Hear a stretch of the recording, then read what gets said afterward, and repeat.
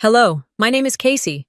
I came home one afternoon without warning and found my little sister locked in the basement, taped, shaking, and silent. My stepfather stood over her like nothing was wrong, like it was just another day. He told us both we'd be out of the house soon, but what he didn't know was that I had once hidden something in that house too. A voice, a file, a secret I wasn't supposed to remember. What kind of man installs cameras to watch a child sleep? What kind of family turns away while it happens? I didn't mean to start a war, but once I opened that closet, how could I not finish it? As I clutched it, my fingers remembered before my mind did. This was the thing I'd once hidden in fear. The cool plastic, slightly cracked at one edge, still smelled faintly of cedar from the closet.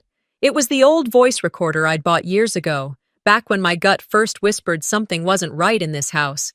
I never told anyone about it, not even Mom. I didn't want to cause trouble back then. I didn't want to believe the man she married could make me feel unsafe in my own childhood home. But now, as I held that recorder in my hand with Darvin standing at the top of the stairs, and Narina still curled behind me, I wished I had said something sooner. The house was quiet in that unsettling way.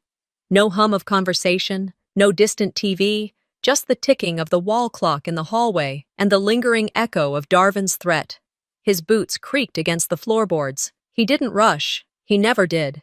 He always wanted you to hear him coming. I slipped the recorder into my back pocket, turned, and crouched beside Narina. Her lips were cracked, her cheeks flushed with tears and humiliation. Her whole body shook like she hadn't felt warmth or safety in days. "Hey," I whispered, brushing a curl off her cheek. "It's me. You're safe now, all right?" Her lips moved, barely. No sound. Her eyes darted toward the stairwell. She couldn't even look at me, not fully. It wasn't just fear. It was shame. She thought this was somehow her fault. "Casey," Darvin's voice bled down the stairs like a toxin. "You better rethink whatever you think you're doing. She's had an episode. You don't want to get pulled into this mess." I stood up, slow and steady. "This mess?" I said, my voice surprisingly even. "You mean the one you chained in the basement?" "That girl's unstable," he snapped. "I've done everything I can. Don't come in here playing savior." There it was, the narrative he'd always relied on, the savior complex. He painted himself as the man who took us in, who raised someone else's daughters, while pretending his help came without terms. And when we stopped being silent, we became ungrateful, disloyal. Narina grabbed my wrist. "Don't argue," she whispered, hoarse. "He'll just twist it." She was right. That was his gift. He didn't raise his hand. He raised doubt. He made people question what they knew. He turned concern into confusion and silence into guilt. And somehow, always, he looked like the wounded party. I helped Narina to her feet. Her legs wobbled, but she stood. I wrapped my arm around her shoulders and started walking toward the back of the house. The kitchen was dim, only streaks of late sunlight slipping in through the blinds. Darvin hadn't moved. He stayed at the top of the stairs, watching. "Where do you think you're going?" he called. "Out," I said simply. "And unless you'd like the sheriff involved, I suggest you stay right there." He laughed. "I've spoken to the sheriff 3 times this month. Trust me, he knows who the problem is." Of course he had. That's how men like Darvin operated. Quiet, behind closed doors, legal in just enough of a way that when you screamed, it sounded hysterical. We stepped outside, the screen door snapping shut behind us. Narina flinched. The evening was cooler than I remembered. The autumn air had a bite, and I'd forgotten to grab coats. I led her to my car, parked in the gravel driveway, leaves brushing against the tires. As we got in, she pulled her knees up and held them tight. "I tried to call you," she said, barely above a whisper. "I know, baby," I said, starting the engine. "I know." But I didn't. Not until I found the recorder. Not until I saw her eyes. We drove in silence for a while. I didn't know where we were going yet. I just knew we had to get out of that house. I reached for my phone and hit play on the voice recorder, hoping it still worked. Static. Then a faint click, and his voice. "Don't talk back to me in front of your daughters, Isolde." My mother's voice, smaller than I remembered, replied, "I'm not. Don't make me show them what happens when people forget who runs this house." I pulled the car over. My hands were trembling, but not from fear, from fury. Narina looked at me, wide-eyed. "Was that?" "Yes," I nodded. "It was him, years ago. I recorded it when I was your age." "Why didn't you say anything?" "Because I was scared. Because I told myself it wasn't that bad. Because I thought no one would believe me." Because Mom smiled in public and cried in the bathroom. But I didn't say any of that. I just reached over and took her hand. Because I didn't know what I know now. We drove to a motel on the edge of town, one of those places with dusty curtains and old carpeting, but the woman at the front desk didn't ask questions. She handed us the key, smiled at Narina, and offered us hot cocoa packets. It felt like a tiny kindness in a world that had become hostile. In the room, I helped Narina into the bed. She curled up immediately, her fingers locked around the edge of the pillow like it was the only solid thing in her life. I didn't sleep. I sat in the chair by the window, the recorder on the nightstand, the voice of my mother echoing in my mind. "He's done everything he can. She's unstable. I've spoken to the sheriff 3 times. No, not this time. This time, I was listening." My thumb hovered over the call button. Then I looked at Narina and pressed record instead. I didn't know yet what I was going to say or who I would send it to, but I needed to start leaving breadcrumbs. If anything happened to us, I wanted a trail that didn't start with Darvin's version of the truth. Narina was curled under the motel blanket, her eyes half closed but still watching me. She hadn't asked where we were going earlier, and I didn't offer much. She just followed. She always had. I sat down on the edge of the bed and glanced at the clock on the nightstand. It was barely past 7, but the sky outside had turned a muddy blue, and the air inside felt heavy, like every molecule knew it had to carry weight that didn't belong to it. I pulled the voice recorder from my pocket. It still had a faint scratch where I remembered dropping it once in the kitchen during a holiday dinner long ago. I clicked it on. A soft beep confirmed it was alive. That beep felt louder than Darvin's entire speech earlier. I turned it in my hands, remembering the day I bought it. I was maybe 22, still in college. I'd come home for Thanksgiving. Back then, Darvin hadn't been this bold, but something in his tone had always rubbed me wrong. Something too measured, too polite, like someone trying too hard to sound normal. That night, after dinner, I recorded a conversation where he threatened Mom over a bank withdrawal. She played it off, said he was just stressed. But even then, I knew better. I never told anyone. I didn't want to be the daughter who always stirred the pot. Now I knew. I should have stirred harder. Narina stirred under the blanket. "My head hurts." "Did he give you anything today?" I asked. She blinked, unsure if she should answer. "It's just me now, okay?" I said gently. "No one's watching. You don't have to protect him anymore." She nodded slowly, then said, "He makes me take these little white pills, sometimes crushed in orange juice. Other times he says it's vitamins, but I know it's not. I feel floaty after. Like I'm not inside myself." I exhaled through my nose, trying not to let the heat in my chest rise into my throat. "Where are they now?" "In my sock drawer, at home." "Do you remember what the bottle says?" She hesitated. "It's not my name on it." That stopped me cold. "You mean it's prescribed to someone else?" She nodded again, barely moving. I pulled my laptop from my duffel and began searching medication identifiers based on her description. My fingers flew across the keyboard while Narina stayed still, watching me like she wasn't sure if this was a dream or a rescue. The pill she described was a high-dose antipsychotic, usually prescribed for severe cases, not something a child should be taking, not without a full diagnosis, not without consent. He'd been drugging her to keep her quiet, to make her doubt her own memories, to give himself ammunition if she ever told anyone. I stood up too fast, knocking the corner of the chair. I paced a few steps, then stopped. My hands were shaking again. This time, not from fear, but rage. The kind that came when every instinct you ignored suddenly screams, "You should have known." I sat back down, opened a new note on my phone, and started typing a timeline. Dates, names, incidents. Anything I could remember. Anything Narina could offer. Casey, she whispered. They won't believe me. I paused, looked at her. Why not? Because I scream sometimes, at school, or I cry for no reason. And he tells them I'm not stable. He told my teacher I make things up. And you know what? I said, brushing her knuckles with mine. People scream when they're not safe. That's not crazy. That's survival. She didn't smile, but she didn't look away either. I typed for another hour, gathering every scrap of memory I could. The motel room was quiet aside from the tapping of keys and the low buzz of the old fridge humming in the corner. Then my phone vibrated. A text. From Darvin. You make a move, I make you regret it. Both of you. I didn't flinch. I just stared at the screen.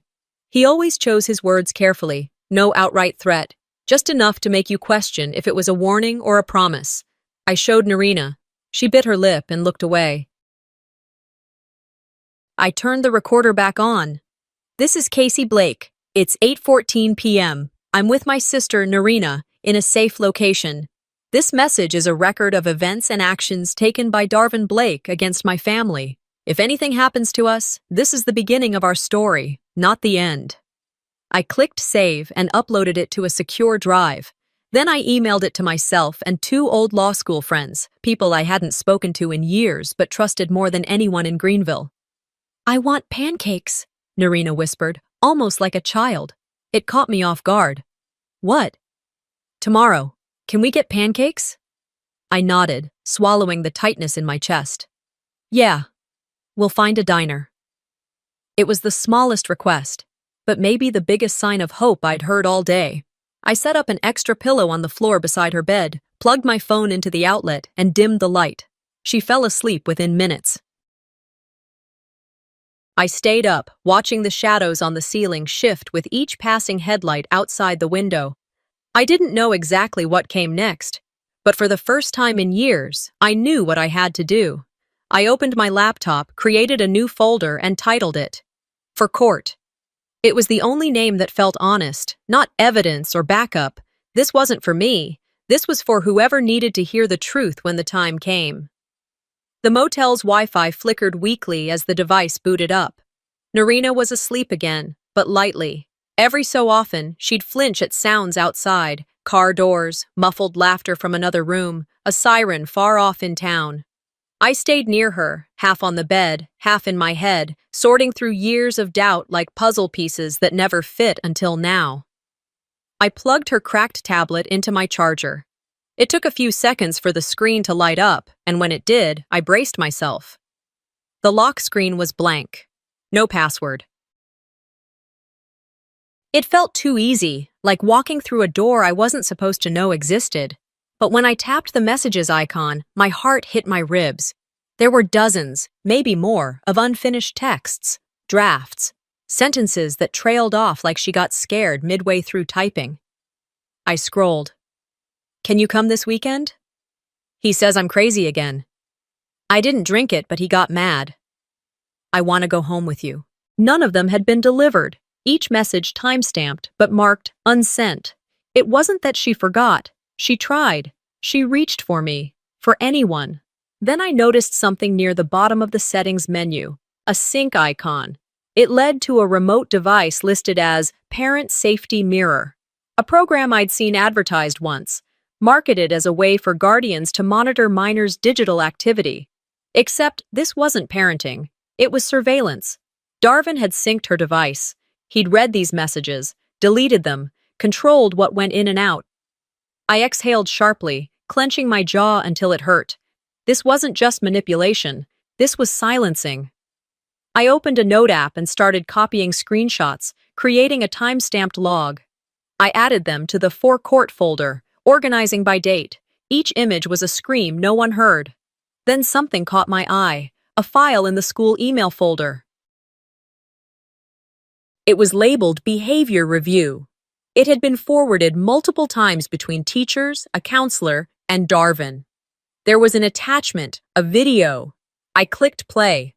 My stomach twisted. The footage showed Narina in a classroom. Her voice was loud, breaking, begging, "Stop saying I'm lying!" She knocked over a chair, flailed her arms, trying to push past someone. The camera angle shook, taken from a phone, not school security. Kids laughed nervously in the background. Someone muttered, "She's losing it again." The message above it read, "This is why residential treatment might be necessary." He used this to paint her unstable, to push the narrative that she was broken. I paused the video on her face, red, tear-streaked, wild-eyed, not wild from illness, wild from desperation. Behind me, I heard sheets rustle. Narina sat up, eyes barely open. "I wasn't mad that day," she murmured. "I just wanted them to stop saying I was lying." I closed the laptop slowly and turned to face her. "I know. You weren't the problem. They were. He is." Her shoulders tensed, like she didn't believe me yet. "You're not crazy," I said softly. "And we're not letting them win." She watched me for a long moment before lying back down, this time facing me, not the wall. I stayed up, reviewing every corner of the tablet, then switched to my own laptop. I uploaded the screenshots, video, and files to 3 different cloud platforms, using aliases and encrypted labels. I saved hard copies to 2 flash drives and hid one in my boot, the other in the lining of my bag. The next hour passed in a blur, my fingers moving faster than my thoughts. I was stitching together a quilt of truth, thread by thread. If he'd built a story, I was building a counter-narrative brick by brick. Around midnight, the motel room settled into a rare kind of quiet. Narina was breathing steadily. Her face was finally peaceful, like sleep had stopped fighting her. I stood to stretch and walked over to the window. The parking lot below was mostly empty. A single light flickered above the vending machines near the front office. I checked my phone. No new messages, no missed calls. Darvin hadn't followed up. That made me nervous. He was never the kind to explode in the moment. He was the type to wait, to calculate. That's what made him so dangerous. I returned to my bed, sat cross-legged, and took a deep breath. Somewhere in all this, beyond the fear and guilt, there was something else stirring in me. Fire. For too long, I'd tried to avoid drama, tried not to be the difficult daughter, the troublemaker. But silence hadn't kept us safe, it had only kept him hidden. I opened a new email and typed the subject line, "Confidential material, backup copy." I attached the files. Then I addressed it to 2 people from my law school cohort, both working in child advocacy now. We hadn't spoken since graduation, but I knew who they were then, and I had to believe they were still that person now. I hovered over the send button. My hand didn't shake. I clicked. The screen confirmed. Sent. And just like that, I felt something shift, not in the world, not in Darvin, but in me. No more hiding. I poured coffee, knowing that today I wasn't just her daughter, I was her voice. The mug felt heavier than usual in my hand, not because of its weight, but because of what I knew I had to do next. The sun had barely begun to bleed through the motel curtains, but I was already dressed, packed, and restless. Narina stirred under the covers. Her breathing was steady, her face more peaceful than it had been in days. I didn't want to wake her just yet. There were things I needed to face alone. After I rinsed my mug in the small bathroom sink and made sure she was still asleep, I slipped out quietly. The walk back to the house was longer than I remembered, not because of the distance, but because of the dread settling deep in my bones. The key still worked. I stepped into the kitchen, the silence loud in my ears. Everything looked the same, down to the mug Darvin always used, sitting unwashed in the sink. The light was different, though, sharper, as if even the sun had grown tired of this place's secrets. I made my way up to the attic. The steps creaked with every shift of my weight, a familiar protest from wood that had held too much silence over the years. The attic hadn't changed either, just more dust, more cobwebs in corners where light dared not reach. I started digging through old boxes. Most were just papers, receipts, holiday decorations. Then, tucked behind a chest, I saw it. A small, locked jewelry box, one I hadn't seen since I was a teenager. I lifted it, felt the weight of something important inside, and brought it down to the main floor. It took me a few tries, but I managed to pop the lock open using a dull kitchen knife and an old butter spreader from the drawer. Inside were three things. A photo of the three of us, Mom, Narina, and me, taken during a day at the lake when life still pretended to be kind. A folded piece of paper, yellowing at the edges. It read, "Don't let him tell you what I meant." And a small black USB drive. My stomach twisted. I didn't plug it in there, not in this house. I drove back to the motel, hands gripping the wheel like the steering column might slip through my fingers.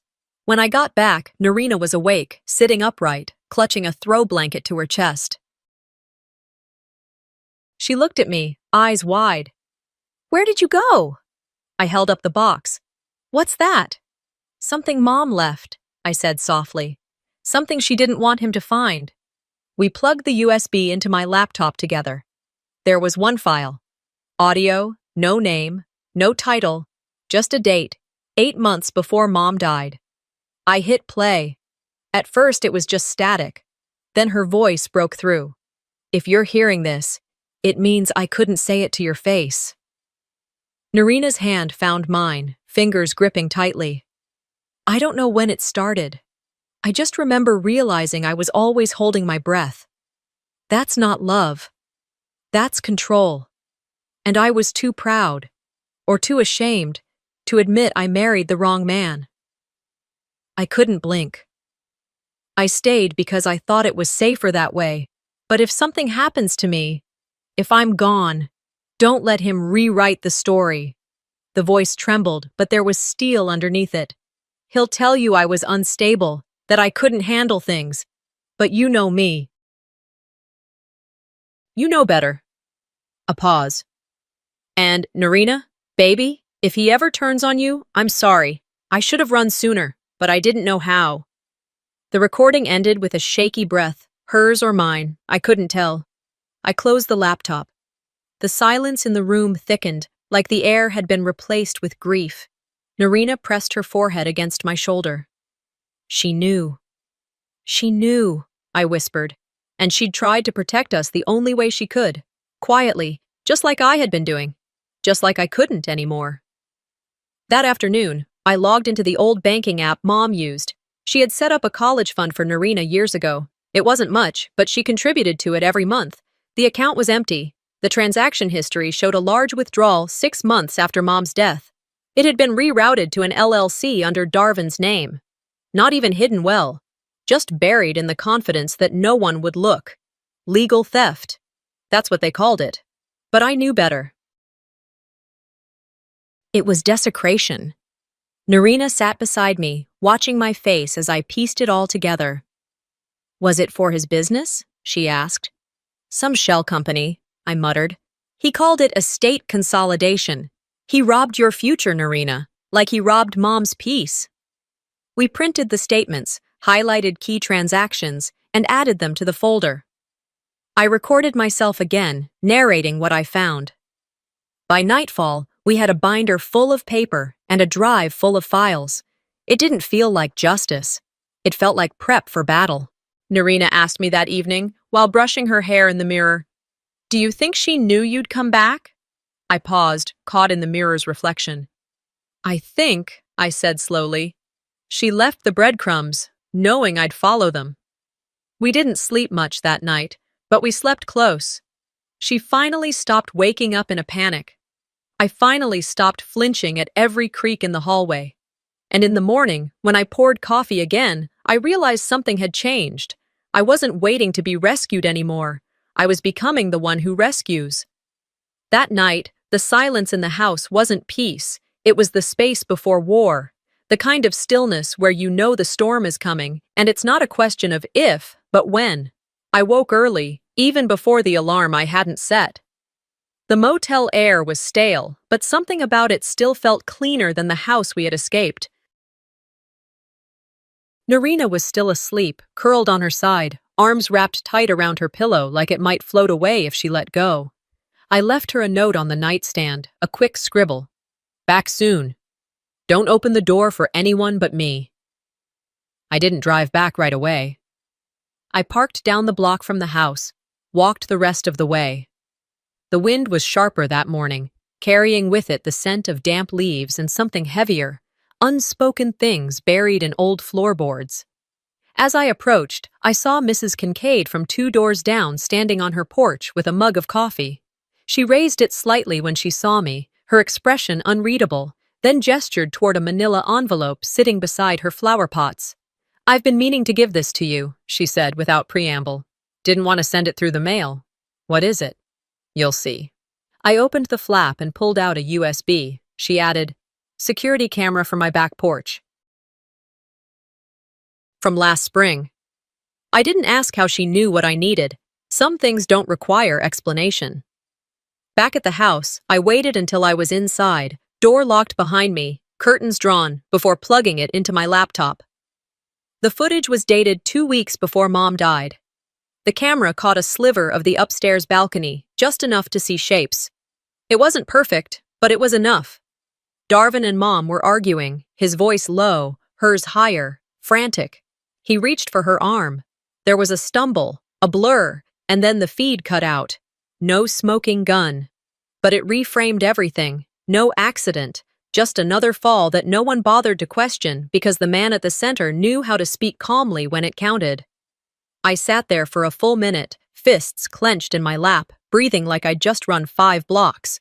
Then I stood up, grabbed my bag, and walked down the hallway to the guest room I had been using. Something wasn't right. The smoke detector on the ceiling had a small blinking light I hadn't noticed before, not the usual red, blue. I pulled a chair over, stood up, and unscrewed the cover. Inside, tucked behind the usual wiring, was a pin-sized lens. A camera, not motion-activated. Live feed. My stomach turned. He had been watching me. Every night I'd changed clothes. Every time I whispered to Narina. Every file I typed on this laptop in the false safety of this room. He saw it all. I ripped the device out and threw it against the wall. It cracked on impact, pieces scattering like brittle truths. I didn't scream. I didn't cry. I walked to the kitchen instead. Darvin came in from the backyard just as I poured myself a glass of water. He saw the broken plastic on the floor first, then looked up at me. "You think breaking things helps your case?" he said, voice casual, almost amused. "No," I replied calmly, "but this will." I slid the envelope from Mrs. Kincaid onto the counter. "Security footage from a neighbor, you and Mom, balcony, 2 weeks before she fell." His jaw tightened, just slightly. "You've got nothing," he said, the amusement in his tone thinning. "I've got enough." He leaned against the doorframe. "You think anyone's going to believe you over me? I've lived here for 20 years, paid taxes, donated to the firehouse, sat on the HOA board." I smiled. "And yet somehow, all it takes is one video to burn it all down. You're bluffing. Try me." There was a beat of silence, a tension you could pluck like a guitar string. He straightened, composed again. "You're always good at playing the victim." I stepped closer, keeping my tone even. "And you're always good at dressing up abuse in a suit and smile." He opened his mouth, but I cut him off. "If you ever record me or Narina again, if you so much as look at us sideways, I'll take everything you've built and turn it into ash. Don't test how far I'm willing to go." He stared at me, and for the first time, I saw something crack behind his eyes. Not fear, not yet, but the beginning of it. I turned and walked out of the kitchen, past the hallway, and up the stairs. Halfway up, I stopped. "That was your warning," I said without turning around. "There won't be another." Some men fear guns. Others fear exposure. Darvin.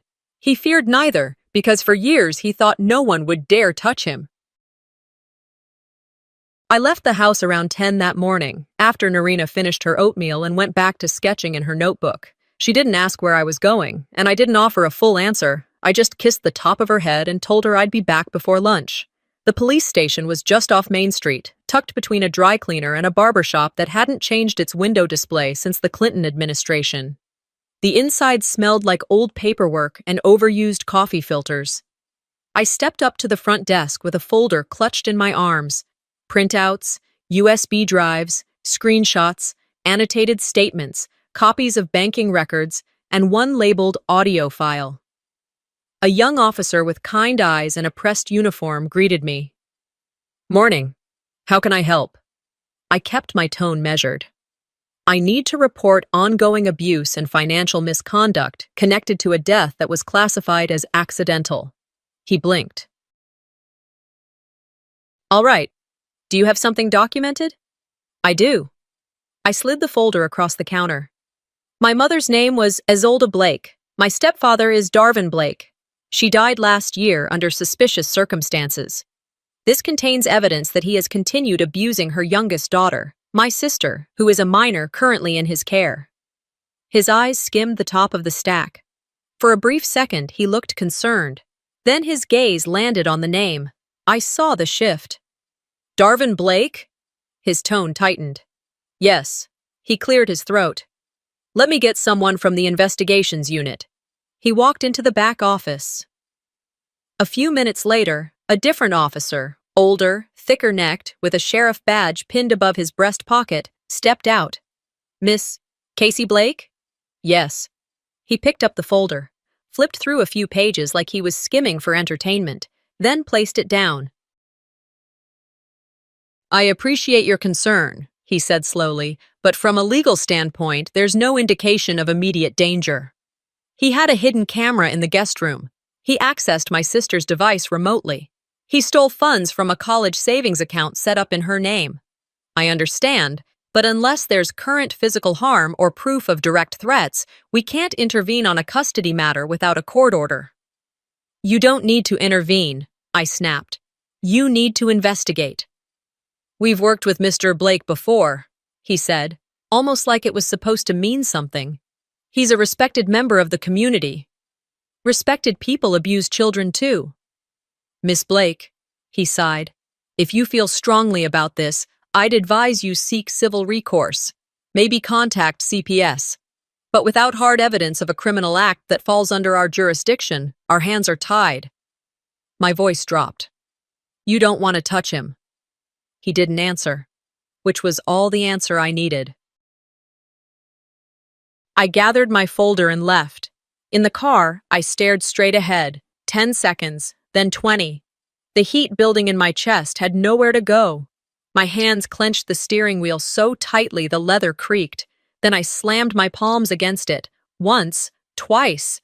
I wasn't crying from sadness. I was breaking from frustration. Everything Mom had tried to say in whispers. Now I was screaming, and it still wasn't enough. I pulled out my phone and called Mr. Trenton, our old family lawyer, the one who had handled Mom's estate. "Trenton Law," came the voice. "Hi, this is Casey Blake. I need to speak to Mr. Trenton regarding a possible misuse of estate funds and guardianship issues involving my late mother's husband." There was a pause. Then, "Hold, please." A click, a few minutes of hold music. Then the familiar voice of the man who had once helped us fill out paperwork for Mom's will. "Casey," he said warmly, "it's been a while." "It has. I need your help. It's about Darvin." Silence. "I believe he embezzled money from the account meant for Narina's education, and I have reason to believe he's engaged in psychological abuse and digital surveillance." Another pause. Then, "Casey, I can't represent you." "What?" "There's a potential conflict of interest. I've worked with Darvin on a few local cases. We've shared clients." I clenched my jaw. "Did he pay you off?" A longer silence. "I wish you the best," he said. "Truly." The call ended. By the time I pulled into a gas station lot 2 blocks away, I could barely see straight. And I parked behind the building and let my forehead fall against the steering wheel. Everything that was supposed to help, law enforcement, legal counsel, crumbled like sand. They weren't blind, they were complicit. I sat there for almost half an hour, the engine off, the world passing by outside my windshield. I saw kids riding bikes, a woman walking her dog, a delivery driver unloading boxes. The town moved on, blissfully unaware. And me? I was sitting with a folder full of screams and no one willing to hear them. But I wasn't leaving. I drove back to the house, slower this time. When I walked inside, Narina was at the dining table with a coloring book open. She looked up and smiled slightly, then went back to her drawing. I sat beside her, pulled my chair in close. "We're going to stop asking for help," I said quietly. She paused, her crayon hovering. "It's time we help ourselves." I went to the hallway closet, pulled out a large binder I had started a few nights ago. I set it on the table. "War journal," I said, tapping the cover. Narina blinked. "Are we at war?" "We are," I nodded. "But we're going to fight smarter than they ever expected." That evening, after dinner, plain spaghetti and frozen garlic bread, I sat in my room with the door locked. I opened my laptop, created a new encrypted email, and wrote a message with only a subject line. "Need background check. Urgent. Darvin Blake." I attached what I had, then sent it to a private investigator I'd worked with briefly in college, someone out of state, away from Darvin's reach. As I hit send, a quiet settled over the house again. But this time it didn't feel heavy. It felt intentional. Sometimes the truth outlives even the best efforts to bury it. That's what I told myself as I sat cross-legged on the bedroom floor, staring at the blinking cursor on my laptop screen. I had just come from the porch, where I'd stepped outside to clear my head. The air was cool, the kind that carries the weight of too many unsaid things. The same air my mother once stood in, alone, before she fell, or was pushed. I reached for the external hard drive I'd found buried deep in an old duffel bag shoved in the back of my childhood closet. It was covered in dust, the label half peeled off, but when I plugged it in, the computer recognized it instantly. A window popped open. Backup initialized. Last updated 18 months ago. My breath caught. It wasn't just family photos and tax files. It was everything I'd lost. Everything Darvin thought he had erased from the cloud. Every document, every audio clip, every scanned note. Even the folder labeled "just in case," where Mom had saved transcripts of emails, bank statements, and her own typed notes, some dated weeks before her death. I spent the next 3 hours cataloging everything, organizing it in a new, hidden partition on my drive. I didn't speak. I didn't move except to scroll. The house was silent except for the hum of the ceiling fan and the occasional creak of settling floorboards. By early afternoon, I had a digital archive that would have made any prosecutor proud. I backed it up again. 2 flash drives, one slipped into my sock, the other taped inside the spine of a hollowed-out book on the living room shelf. When I came back upstairs, Narina was on the bed, arms folded across her chest. "He knows," she said quietly, not looking up from her drawing. "Knows what?" "That we're building something." I sat beside her, looked at the paper. It was a sketch of our old front porch, Mom standing in the doorway, Narina on the steps, and me sitting off to the side. It wasn't perfect, but the emotion in it hit me harder than any photo could have. "He's not going to stop," she said. "I know." Just then, my phone buzzed. Unknown number. I answered cautiously. "Hello?" A woman's voice. Rough, familiar. "Casey? This is Lenora. I was your mom's friend." I stood up, motioned for Narina to stay in the room, and stepped into the hallway. "I need to see you," Lenora said. "There's something I should have told you a long time ago."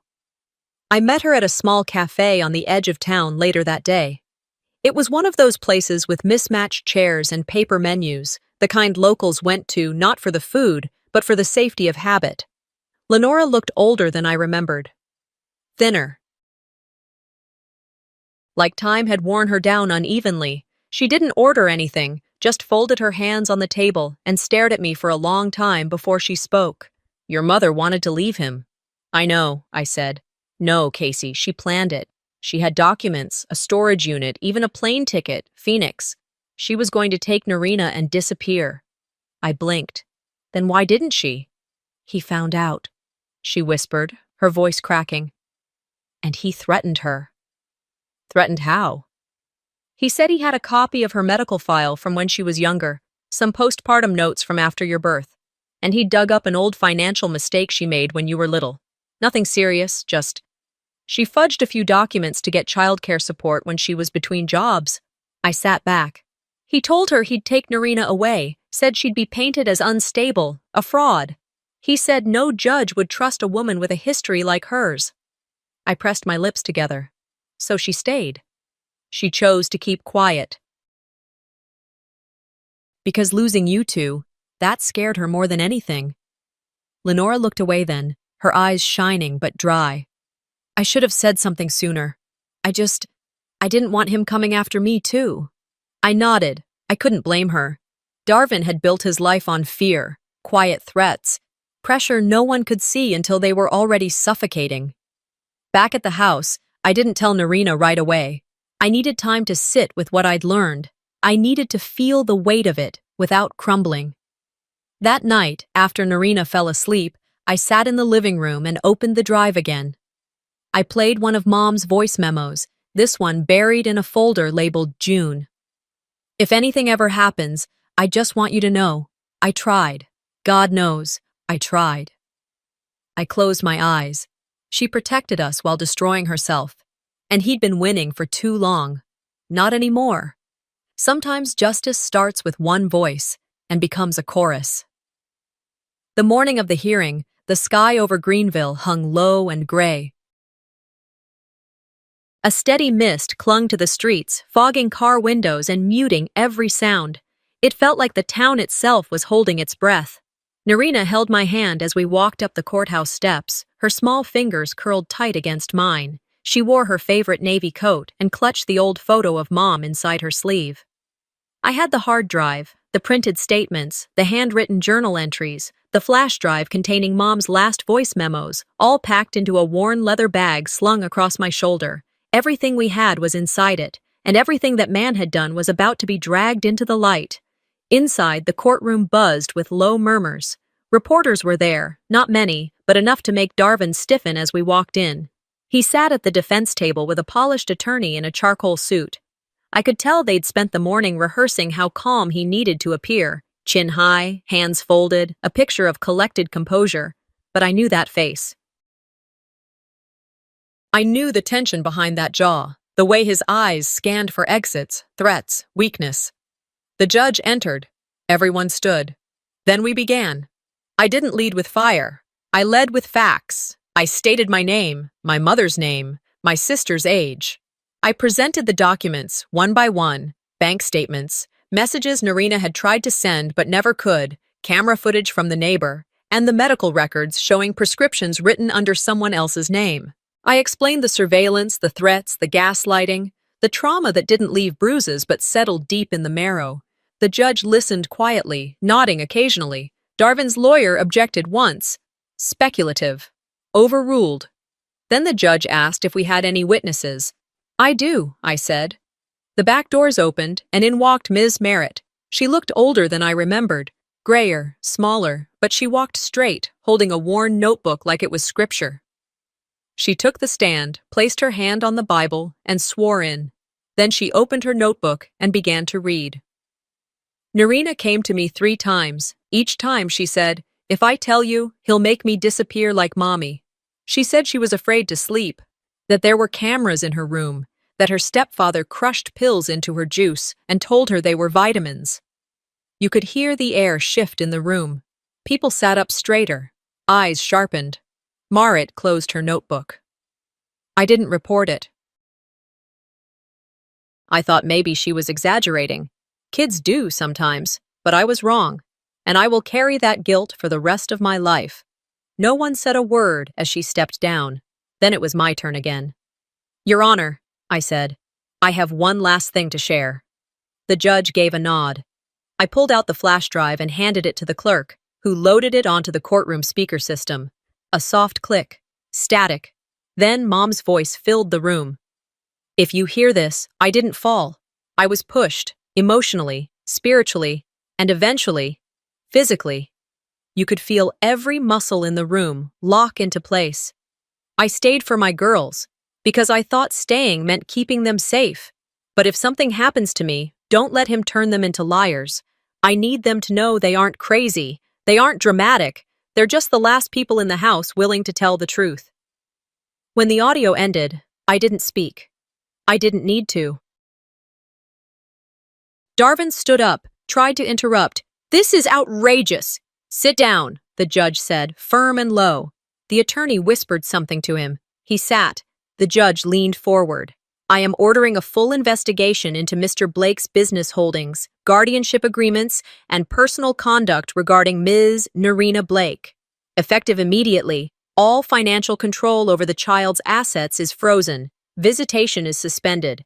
Custody will be reviewed under emergency conditions. It wasn't everything, but it was a beginning. As the courtroom emptied, people passed by slowly, some whispering words I couldn't hear. Some nodded, some stared, and then, just before I reached the hallway, a woman I didn't recognize tapped my arm. I worked for him too, she said quietly. You're not the only one. I stared at her for a second, then nodded. We didn't say anything else. We didn't need to, because justice doesn't always roar. Sometimes, it builds one whisper at a time. Sometimes justice starts with one voice and becomes a chorus. And sometimes, even that chorus echoes in a quiet house for days before you believe it's real. A week had passed since the hearing. It still didn't feel final, not like the movies. No slamming of gavels, no handcuffs, no breaking news alerts.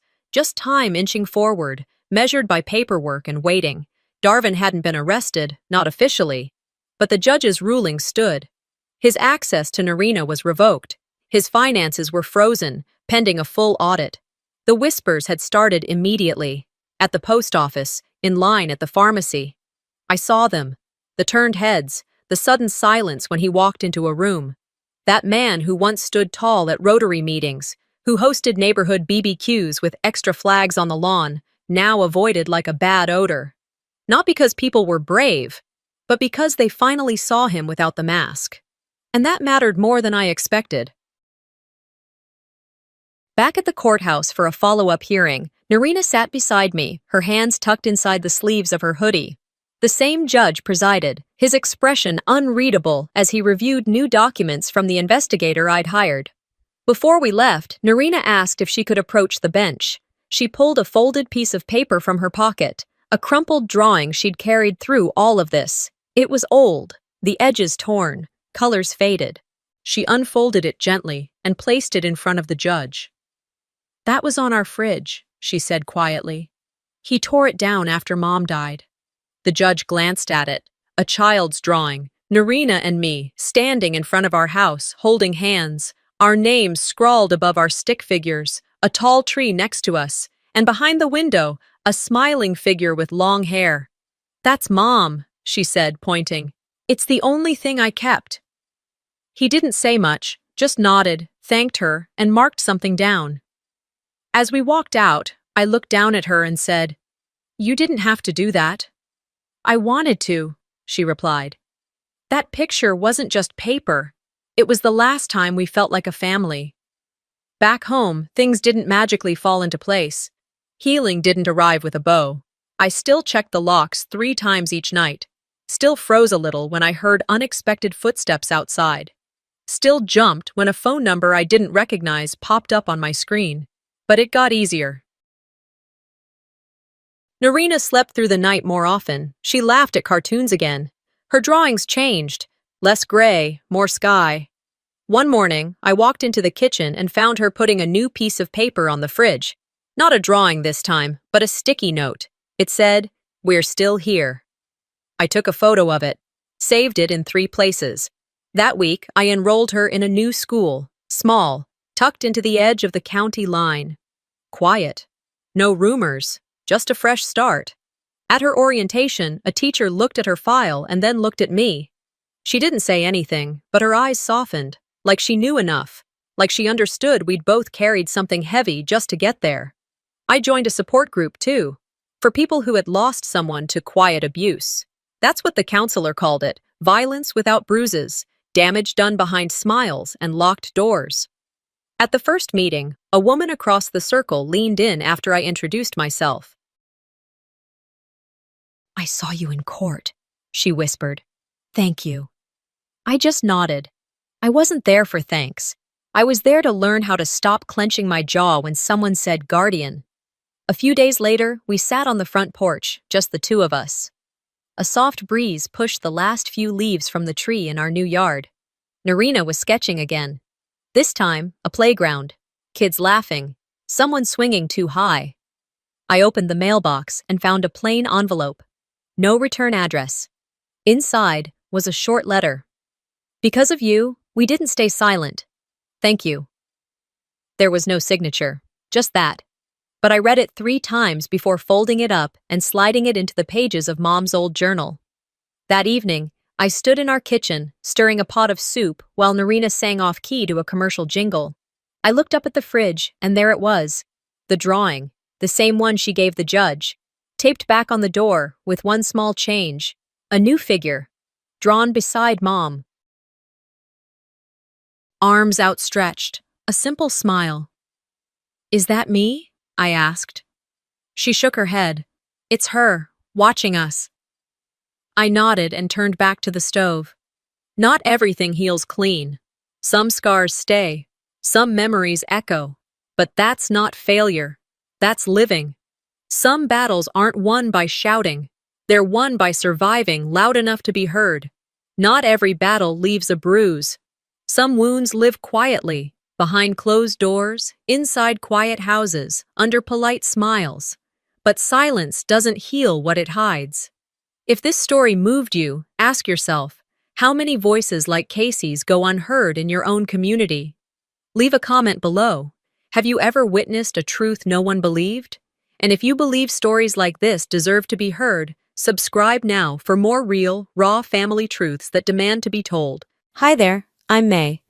At a family dinner, my parents looked me in the eye and said, "We took a vote and decided my sister's family should stay in my house, and I should leave." They didn't ask. They never did.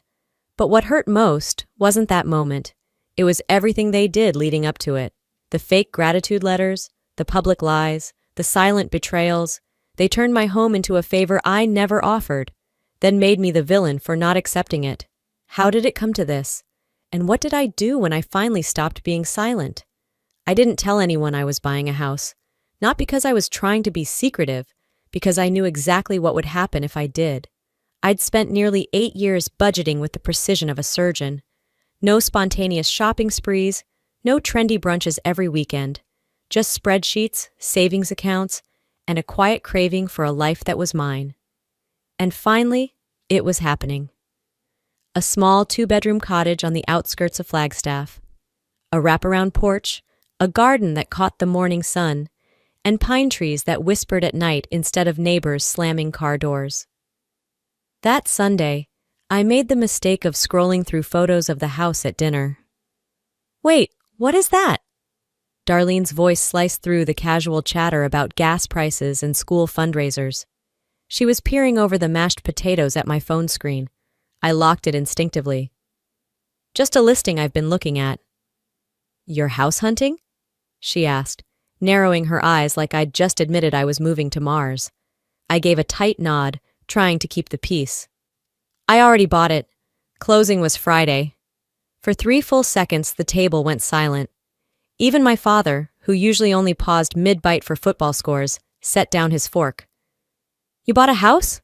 my mother said, her tone hovering somewhere between shock and judgment. "By yourself?" I nodded again. "Yes, it's done. I just haven't moved in yet." Darlene blinked rapidly, like the words didn't compute.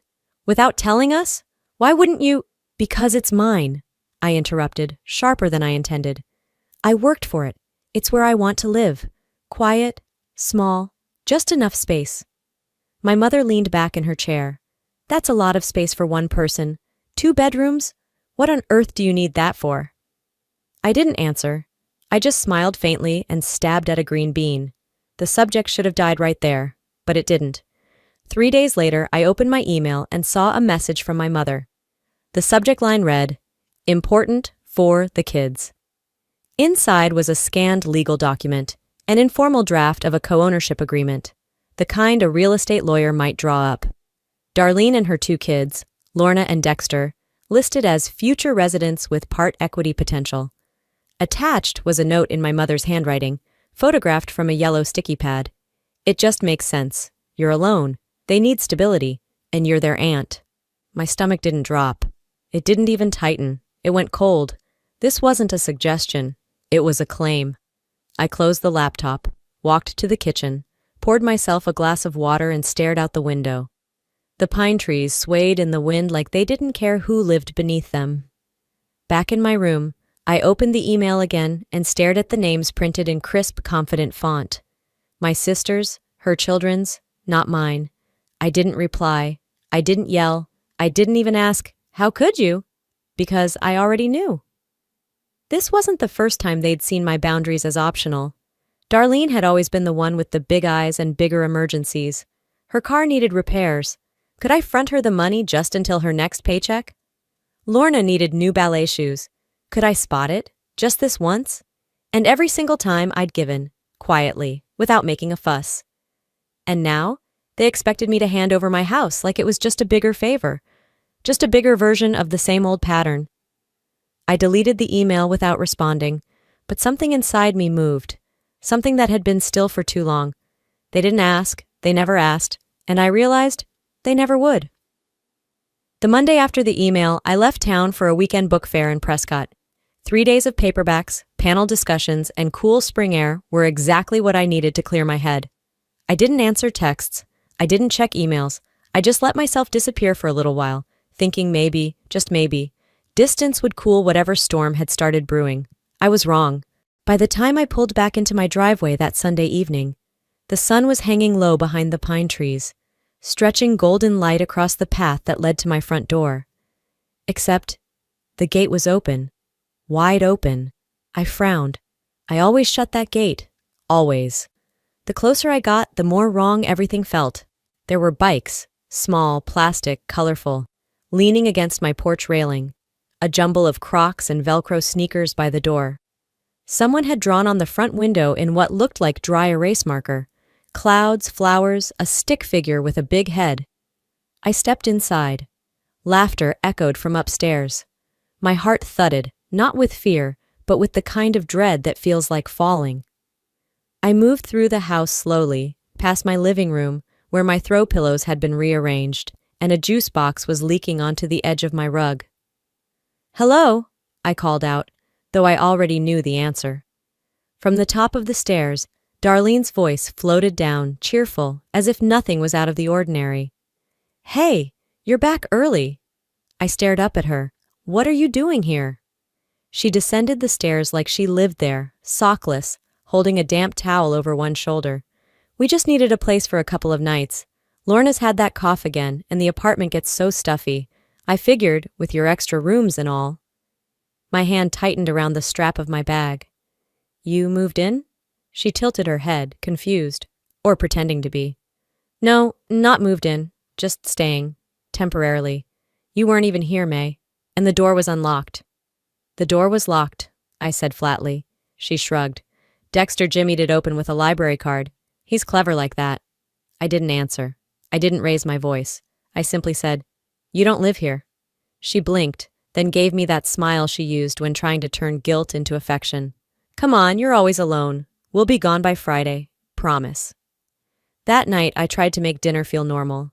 We sat at my kitchen table, which suddenly felt too small for four. Darlene talked about her boss cutting her hours, about Lorna's school fundraiser, about how hard it was managing everything without help. "You don't have kids, so you wouldn't understand," she said, without a trace of irony. I nodded slowly, chewing through my salad like it had committed a personal offense. Lorna, across the table, told me how much she liked my bookshelf. Dexter asked if he could sleep in the room with the window that faced the trees. "They finally sleep through the night here," Darlene said softly, looking at me over the rim of her water glass. "It's quiet, peaceful, they feel safe." The implication hung in the air like a net. If I asked them to leave, I'd be taking that away. I'd be the villain. I excused myself early, took my laptop and disappeared into my room. At midnight, after 2 hours of staring at a blinking cursor and scrolling through home security locks I hadn't needed, until now, I wrote a note. Short, direct. This house was not meant to be shared. I need space to think. Please be out by Friday. I folded the paper and taped it to the door of the guest room. I didn't knock. I returned to my own bedroom and for the first time since moving in, turned the lock behind me. The click sounded louder than it should have. A few minutes later, I heard footsteps outside my door. Slow, padded, paused near my threshold, then silence. And I lay in my own bed, heart clenched, realizing something terrifying. I no longer felt like the homeowner. I felt like a visitor. I woke up the next morning before the kids did. The house was too quiet, the kind of silence that felt borrowed, not mine anymore. I opened my bedroom door cautiously and walked down the hall like a stranger checking into a rental. The note I'd left on their door was still taped up, unread or ignored. I didn't knock. I didn't want another empty promise or another version of just a few more days. I brewed my coffee and sat at the kitchen table. Outside, the early sun washed the porch in gold. Inside, I noticed something that hadn't been there before. Lorna's school backpack, leaning against the doorframe like it belonged. A lunchbox tucked beside it. A set of tiny sneakers lined up in the hall. I stared at them, as if looking long enough would reverse the clock or dissolve the logic. I walked back toward the hallway and found Darlene folding laundry in what used to be my guest room. My extra set of linens, now hers apparently. "You signed her up for school here?" I asked. She didn't look up. "Not officially. I just took a look around the elementary near the market. It's close." I crossed my arms. "You said Friday." "I meant it," she said, as if offended. "But I don't want to keep dragging them around. They've had enough instability." "You brought them here." Her voice dropped just enough to make it feel like my fault. "Because I thought you'd understand. This is what family does." I didn't respond. I went back to my room, shut the door, and turned on my phone for the first time in a day. Missed texts, a couple of voicemails, and one message that made my stomach tighten. Rachel, Bookshop Collective. "May! Wow, congrats. Just heard from your mom you've taken in Darlene and the kids. That's so generous. You've always been the grounded one in the family." My thumb hovered over the screen. I called her back. "Hey," Rachel answered chipper. "I didn't mean to put you on the spot. I just thought it was sweet." "What exactly did you hear?" I asked. "That your sister moved in. That it was your idea. Eunice said you'd been planning it since the new house came through. That it was always meant to be a shared space." I couldn't speak. My mouth opened, but my breath stalled. Rachel kept going, unaware. "And Darlene posted that sweet quote on Facebook? You know, about second chances and the people who show up when you need them. It got a lot of love. Someone tagged you in the comments." I opened the app and found it instantly. A photo of the kids on my porch swing. The caption, "A fresh start. Grateful for a sister who always knows what family means." Beneath it, rows of comments. "You're so lucky to have May. What a blessing to have a home like that. True family doesn't hesitate." I didn't like the post. I didn't respond. I just stared. And in that moment, I realized what had been happening wasn't spontaneous. It had been orchestrated. This wasn't a messy misunderstanding or an awkward family blur. This was a plan, one I hadn't seen because I was too busy being polite. Later that night, I sat at my desk and opened my journal. I flipped past the pages where I'd written about interest rates, home insurance quotes, grocery budgets. I started fresh. "They didn't ask," I wrote. "They just assumed, like they always have. The default babysitter, the car note that disappeared into silence, the birthday cake I paid for with the money meant for my dental bill. And now, this house." I scribbled harder, the words pouring out before I could second guess. "They never wanted permission. They just needed me quiet." I underlined the sentence 3 times. Then I flipped to a clean page, circled tomorrow's date, and wrote one more line. "No more pretending." That Sunday, I drove to my parents' house under the weight of a silence I hadn't shaken in days. The kind of silence that grows teeth. The note circled in my planner still haunted me. No more pretending. I didn't know what form that truth would take, but something was coming. And I didn't trust the smiles that had started appearing in my inbox from relatives who hadn't spoken to me in years. I pulled into the driveway just after 4. My mother had sent a reminder text about dinner, like we hadn't followed the same routine for the last 15 years. The air outside smelled like grilled meat and lavender fabric softener. Too clean, too calm. That alone made me nervous. When I walked in, I noticed it right away. Everyone was already there. Darlene, seated at the end of the table like a queen flanked by two loyal subjects, her children. Russell stood near the patio door with a drink, pretending to check the weather. My father hovered in the kitchen, watching garlic bread toast like it required engineering. It wasn't the normal scatter of arrivals and half-set napkins. This was staged. "Hey, sweetie," Eunice said, a little too high-pitched. "Come sit. We just started." I sat. I didn't hug anyone. I didn't put down my purse. I kept my eyes on the salad bowl and waited. Dinner began in fake peace.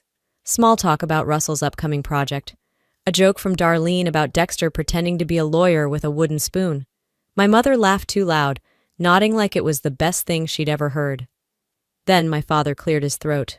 "Your mother and I wanted to say something," he began, placing his fork down like a gavel. I kept chewing, waiting. "We've all talked. Together. And we think it would be best for everyone if Darlene and the kids stayed at your house long term." I looked up slowly. Eunice chimed in. "You don't need all that space, May. And the kids, they're finally settling in. We voted. This just makes sense." "You voted?" I repeated, my voice flat. "Yes," she said, like she was explaining how recycling worked. "Your father, Darlene, Russell, and I, we've thought it through." "And where was I during this vote?" I asked, leaning back. "In exile?" "You've always been so private," Darlene offered, like that was a crime. "We figured this way we could just handle it for you." "For me?" I said, finally letting a laugh slip out. "You voted me out of my own home for my benefit." Russell spoke for the first time. "You're still welcome to visit, of course. It's not like we're kicking you out." "You're not?" I turned to Darlene. "And what would you call this? Democracy? A family coup?" Her mouth twisted into that all-too-familiar smirk. "This is what's best for the kids. You've never had children, so I don't expect you to understand." I didn't scream. I didn't throw my glass. I simply looked at each of them, one by one. My mother, who once told me I was too serious to ever be a good mom. My father, who used silence as a tool, not peace. Darlene, who'd always assumed my success was an extension of her luck. And Russell, an accessory in a plan he never questioned. "I'm not a storage unit for your mistakes," I said quietly. No one responded. The next morning, I couldn't let it sit. My hands shook slightly as I scrolled through my digital mailbox. Buried between spam and account notifications, I found it. A flagged message from the Coconino County Assessor's Office. Subject: Property Classification Adjustment Parcel. #1180403A, filed by Gerald Liang. Category updated to Multifamily Residence, Minors Present. I clicked the PDF, scanned through the changes. The language was bureaucratic, but clear. The house was now on record as being occupied by multiple family units, with children, which meant tax breaks, which meant benefits, which meant someone had taken liberties. I printed it, stapled it, filed it in a bright red folder labeled Evidence. Then I scribbled a sticky note and pressed it to the front cover. They want legal? Let's go legal. I didn't sleep that night. Not really. I lay in bed like a statue, eyes fixed on the ceiling fan as it turned in slow, rhythmic creaks that matched the pounding in my chest. Not fear, not anxiety, not even dread, just pressure. Heavy and ancient, pressing on every part of me that had ever been told to be the bigger person. On the nightstand, the red folder sat like a live wire, thick with proof, cold with facts. It stared at me in the dark, silent, patient, undeniable. By dawn, I'd had enough. I sat up, cracked my knuckles one by one, walked barefoot across the floor and opened my laptop. My fingers didn't hesitate, not this time. I drafted the email the way a surgeon preps for an incision. Clean, clinical, no excess. Subject: notice to vacate. 48 hours. The body of the message was razor-sharp in its clarity. This message serves as formal notice that you, Darlene Liang, are to vacate the premises at 4474 Pine Hollow Lane within 48 hours. Failure to comply will result in legal proceedings for trespassing and unlawful occupancy. I will be changing the locks effective immediately. No emotion, no compromise, just truth. I attached screenshots, Darlene's posts claiming residency, the property tax adjustment filed without my consent, and the unsigned co-ownership agreement that had tried to rewrite my autonomy into a gift. Then, without flinching, I hit send. By 7:30 a.m., I was in my car, heading to the hardware store. I bought a full lock set, new security screws, and a motion-activated camera system. The guy at the register asked if I needed help installing it. I told him I didn't. I didn't tell anyone. No warning, no announcement, just action. Back at the house, I drilled and replaced every lock, front, back, side. I mounted the camera by the porch light, adjusted the angles, and synced the feed to my phone. Each click of the screwdriver was a reclaiming, a refusal, a promise to myself. The silence felt different now, not hollow, but fortified. That peace lasted until dusk. My phone buzzed. Eunice Liang. If you keep the kids out, you'll force our hand. Courts don't look kindly on family who abandon blood. I read it twice. The gall. The audacity to frame boundaries as cruelty, to weaponize family like a leash. I didn't reply. I took a screenshot, then forwarded the message to the legal services clinic I'd quietly reached out to 2 days earlier. The woman I spoke with, soft-spoken, sharp-eyed, had told me, expect pushback, document everything, and don't engage emotionally. Stay dry. So I did. Still, when I set the phone down, my hands trembled, not from fear, from fury. Fury that had been caged too long, polite too long, quiet too long. That evening, Therese called. Hey, she said, voice careful, but not quite worried. Yet. Are you okay? I could already tell something was off. What happened? She hesitated. Russell called me. I didn't say a word, just waited. He said he was worried about you, she continued, that you'd been acting irrational. He wanted me to talk to you, to reason with you. My jaw clenched. My vision narrowed. Did you? I asked, my voice low. Of course not. Her tone turned flinty. I told him I'm not some emotional interpreter. I'm your friend, not a mouthpiece for people who only call me when they want access. I closed my eyes, let the words settle. He tried to guilt me, May, said, and I quote, she's always been a little rigid, you know how she gets. Like you're some malfunctioning machine. Like holding a boundary is a disorder. I let out a long, slow breath and pressed my hand to my chest. They weren't just testing my patience anymore. They were trying to corner me, discredit me, piece by piece. Thank you, I whispered. You don't owe them a damn thing, she said, steady as a lighthouse. Not your house, not your peace, not your silence. After we hung up, I didn't cry, I didn't rage. I opened a blank document. Subject: Notice of breach of trust. I wrote the full timeline, calmly, methodically. I listed every manipulation, the family vote I hadn't been invited to, the school backpack that showed up in my hallway before a conversation ever did, the public lies, the property filings behind my back, the false narrative of generosity I never offered. I attached every screenshot, email, and photo. I named names. I didn't editorialize. I just laid out facts like evidence on a courtroom table. At the end, I typed one last sentence. If you attempt to contact me again through any third party, including friends, employers, or acquaintances, I will file for a restraining order. I stared at the screen for 10 seconds. Then I clicked send. Later that night, while brushing my teeth, my phone buzzed on the counter. I picked it up, foam still in my mouth. One new email from Eunice Liang. Subject: Betrayal. The body of the message. So this is what betrayal feels like. I stared at the sentence. Then I laughed. Not a joyful laugh, not even a bitter one. The kind that escapes when a balloon finally deflates after holding too much pressure. Shaky, breathless, done. I didn't respond. Let her sit with it. 2 days passed since I drew the line. 2 days of cold silence from my family, which felt less like peace and more like the eerie quiet before a storm.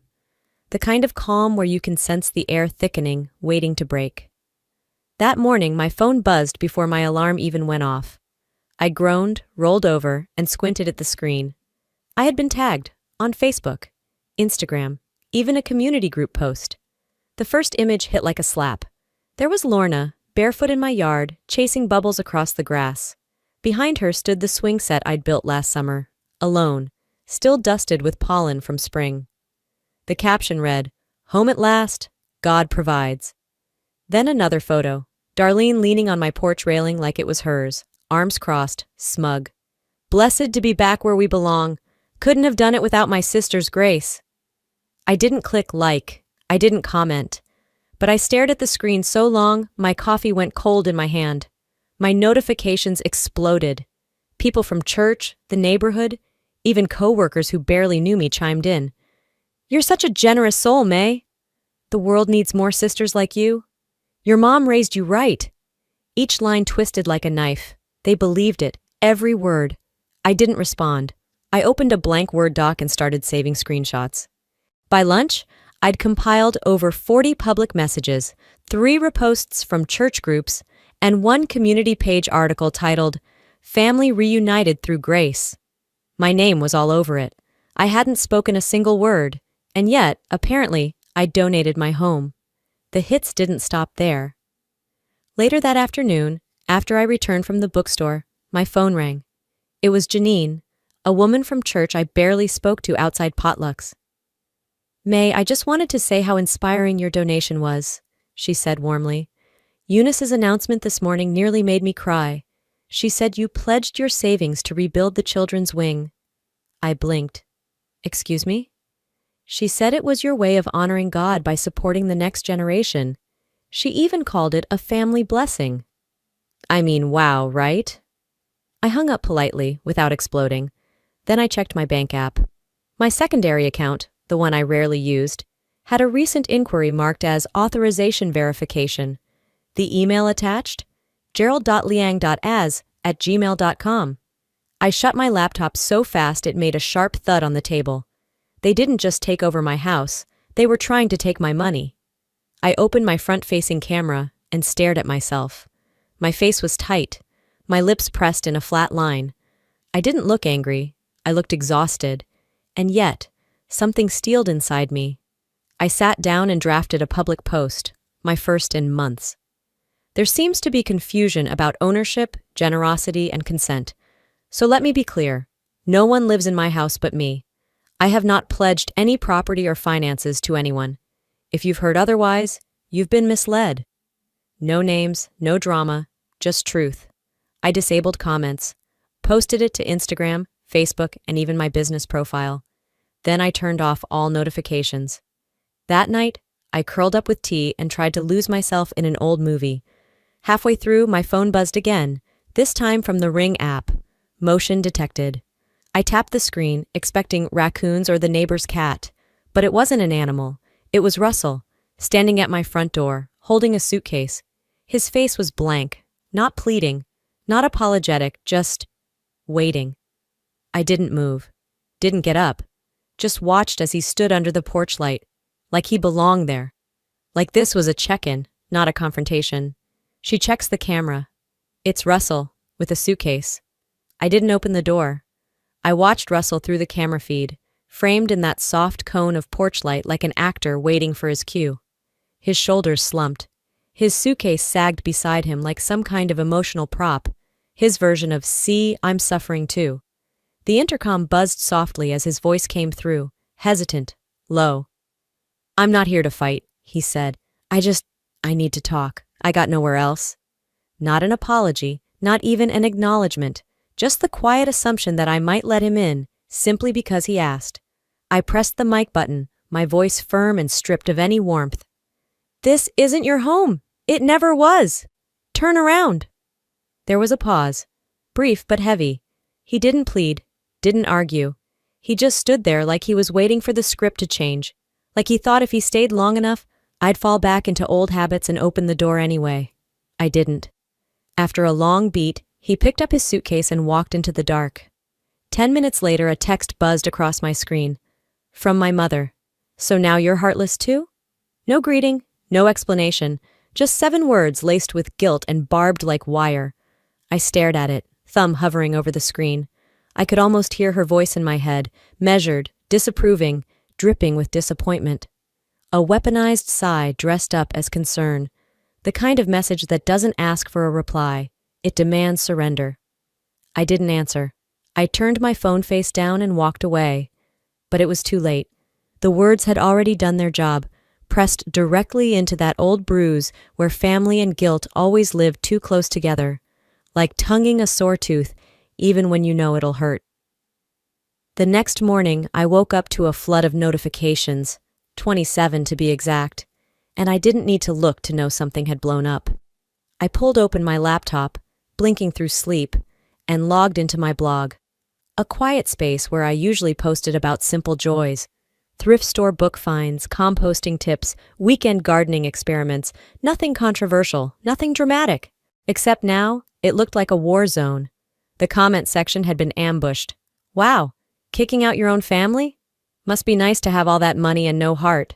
Those poor kids. You'll regret this one day. Ungrateful. Hope karma gets you good. Some comments were anonymous. Others had names I recognized. Church folks. Darlene's old co-workers, a parent from Lorna's school. The tone wasn't random. It wasn't spontaneous. It felt rehearsed, like everyone had received the same script. I minimized the window and opened Facebook. A post had gone viral in a local Flagstaff neighborhood group. I read the first line and felt my stomach turn. Just heard about a woman who bought a house she didn't need, then kicked out her sister and niece after they'd finally found some stability. Sure, she owns it, but what about basic decency? The post was accompanied by photos, my porch, my swing set, my blooming tulips, images lifted directly from Darlene's old social posts, now repackaged as proof of a betrayal I never committed. I tried to find the family group chat, to see if anyone had the audacity to explain.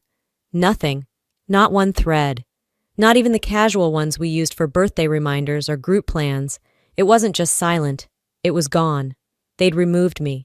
The clean, digital version of being exiled.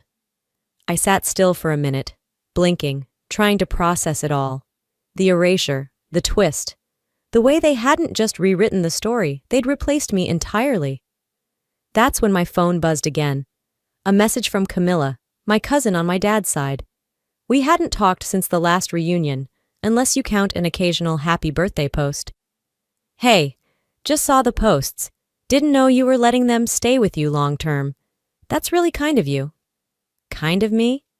I stared at the screen, pulse slow but heavy. This was no longer about the house. This was about identity, narrative, control. They weren't just squatting in my home, they were squatting in my story. I started to type a reply, paused, deleted, rewrote, deleted again. And then I typed the only thing I meant. Let them watch. They'll see what comes next. No more hoping it would die down. No more trying to be the bigger person while they dragged my name through every hallway in town. I had drawn lines. I had given warnings. I had stayed silent long enough. Now, I was ready to scorch the damn map if that's what it took. Let them come. The week that followed felt like a slow spin of a loaded chamber. Nothing happened, but everything could. The online storm hadn't died. If anything, the silence that followed my post made it worse. People filled the gaps with speculation. The void breeds noise. Then Saturday morning, just as I finished watering the indoor fig tree by my kitchen window, the doorbell rang. I peeked out, expecting mail or maybe another church pamphlet shoved under the doormat. Instead, it was Lorna. She stood there with a neighbor I barely recognized, Mrs. Keller from 3 houses down, her arms crossed protectively as if she was both escort and shield. "Hi," Lorna said, eyes low. I asked her to drive me. I didn't tell Mom. I blinked, nodded, opened the door. Mrs. Keller gave a quiet smile.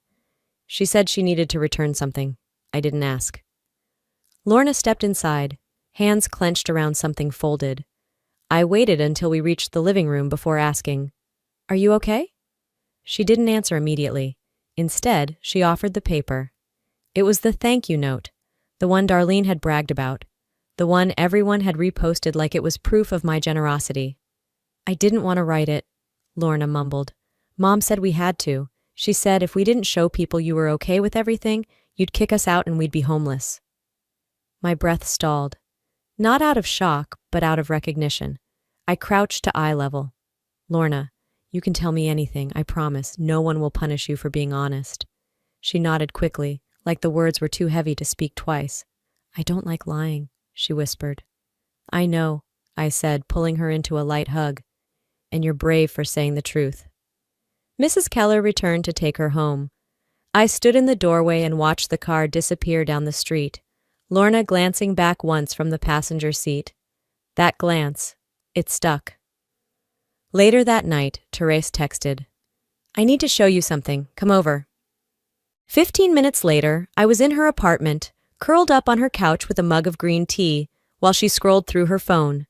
She tapped a file, played a recording. It was a speakerphone conversation, scratchy but clear. "Eunice, you're close to her. Make her see this is good for everyone, just nudge her a little." My spine straightened. Therese paused the audio. That was 2 weeks ago. She didn't know I was recording, obviously. I didn't even plan to, but it felt off. So I hit the button. Another beat. I didn't want to believe she was pulling strings, but I couldn't let it go either. I nodded. "You did the right thing." She stared at me. "Are you going to use it?" I didn't answer right away. When I got home that night, I opened a new folder on my desktop. Named it Final Evidence Intuit. I dropped screenshots, voice files, photos, emails, banking inquiries.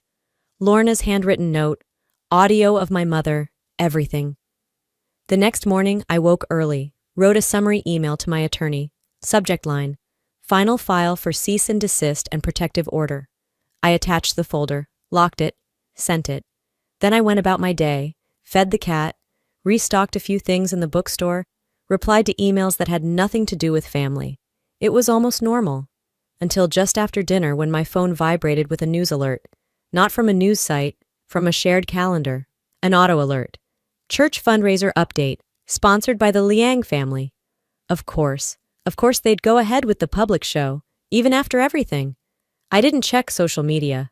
I didn't need to. I sat down on the edge of my bed and let the stillness settle.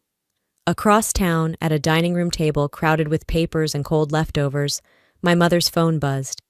She reached for it, expecting a message about choir rehearsal or a forwarded meme. Instead, she saw the subject line, saw my name, opened the file. Her face paled. "She actually did it," she whispered, not to anyone in particular, just into the air. 1 month passed, not with fireworks or fallout, just silence. Clean, polished, and almost too neat. The kind of quiet that feels orchestrated, not earned. I didn't hear from any of them. No guilt-dipped texts, no surprise doorstep offerings meant to look like olive branches. No cryptic Facebook posts about family being everything or side-eyed Bible quotes in pastel fonts. Just nothing. On paper, it looked like peace. But peace has a heartbeat. This didn't. This was hollow, like walking through a house after a storm's passed, walls still standing, shingles mostly intact, but you just know something underneath has shifted, something foundational, subtle, dangerous. I tried to settle back into routine, store receipts, inventory logs, garden updates, grocery runs. For a while it almost worked. Until Thursday. I was knee-deep in quarterly reports, sorting through receipts that still smelled faintly of ink and cheap envelope glue, when a single ping hit my inbox. Just one. But it sliced clean through the fog. Subject, Darlene Liang, Program Applicant Reference Notification. At first, I thought it was spam, a misclick, some misrouted mailing list. But it wasn't. It was from the city's Economic Renewal Initiative, a mentorship program I'd been part of for years, helping small business owners and underrepresented entrepreneurs build something real. I'd poured hours into that work, quiet hours, unseen hours, and now there it was. Darlene had applied and listed me, by name, as her mentor, as her inspiration. My name tied to her application like a borrowed credential, like a reference she never earned but assumed she could claim. The email didn't ask me to confirm or approve, just a formality, it said. No action required unless you wish to dispute. I didn't click anything, didn't scroll, didn't breathe for a moment. I just stared at the screen like it was showing me some twisted, alternate timeline. One where we were loving sisters who supported each other's dreams, where inspiration meant mutual respect, not manipulation wrapped in flattery. That world didn't exist. I closed the laptop and stood. Not with rage, not with sorrow, with ache, the kind of ache that lives in the space just beneath healing, like a scab picked too soon. Painful but exposing something fresher underneath. Later that day, I stopped by the store on the way home, picked up things I didn't really need, strawberries out of season, a new brand of tea I probably wouldn't like, a candle that promised serenity, but mostly smelled like dish soap and pine. I took the long way home, windows down. Let the cool wind remind me I was still here, still choosing this solitude over chaos, even when it felt lonelier than I wanted to admit. As I pulled up to my gate, I noticed something fluttering, light and deliberate, pinned to the wooden slats like a paper wing waiting to be noticed. I got out slowly. It was a note, folded neatly and clipped with a clothespin. The handwriting was unmistakably a child's, loopy, uneven, each letter trying a little too hard to be neat. Aunt May, Mommy said I can't come over again, but I just wanted to say I liked the purple flowers. They look like you. Taped to the corner was a pressed violet, dried, brittle, faded, but still holding onto a sliver of color. I didn't cry. I just stood there, longer than I probably should have, thumb grazing the crease of the paper. It said more than all the phone calls, posts, and updates from the last few months combined. It was simple, honest, quiet. I slipped the note into my pocket and walked inside. 3 days later, the local book fair opened downtown. I hadn't planned to go. I'd told myself I was too busy, that the store needed restocking, that my time was better spent catching up on sleep, on silence, but something in me itched for stories. Not polished narratives or curated captions, but pages, paper, ink, books that let you breathe and bleed and don't ask you to shrink. So I went. I wandered the rows like a ghost with purpose, stopping at every third table, nodding politely, fingering spines of books I didn't plan to buy but needed to touch. Sometimes, just standing in a place where people believe in words is enough. That's when I saw them. Near the outreach tent, Lorna and Dexter, wearing matching volunteer shirts 2 sizes too big, handing out bookmarks and pamphlets like tiny professionals. Dexter was laughing at something one of the authors said. Lorna had her hair pulled back in a ponytail, focus narrowed on stacking a pile of flyers with geometric precision. They didn't see me, not at first. But then Lorna looked up. Her eyes met mine, and froze. She didn't smile. She didn't wave. But she didn't look away either. That was enough. I waited until they moved on to the next booth. Then I walked up to the table and left 2 bookmarks of my own. One said, "You write your story."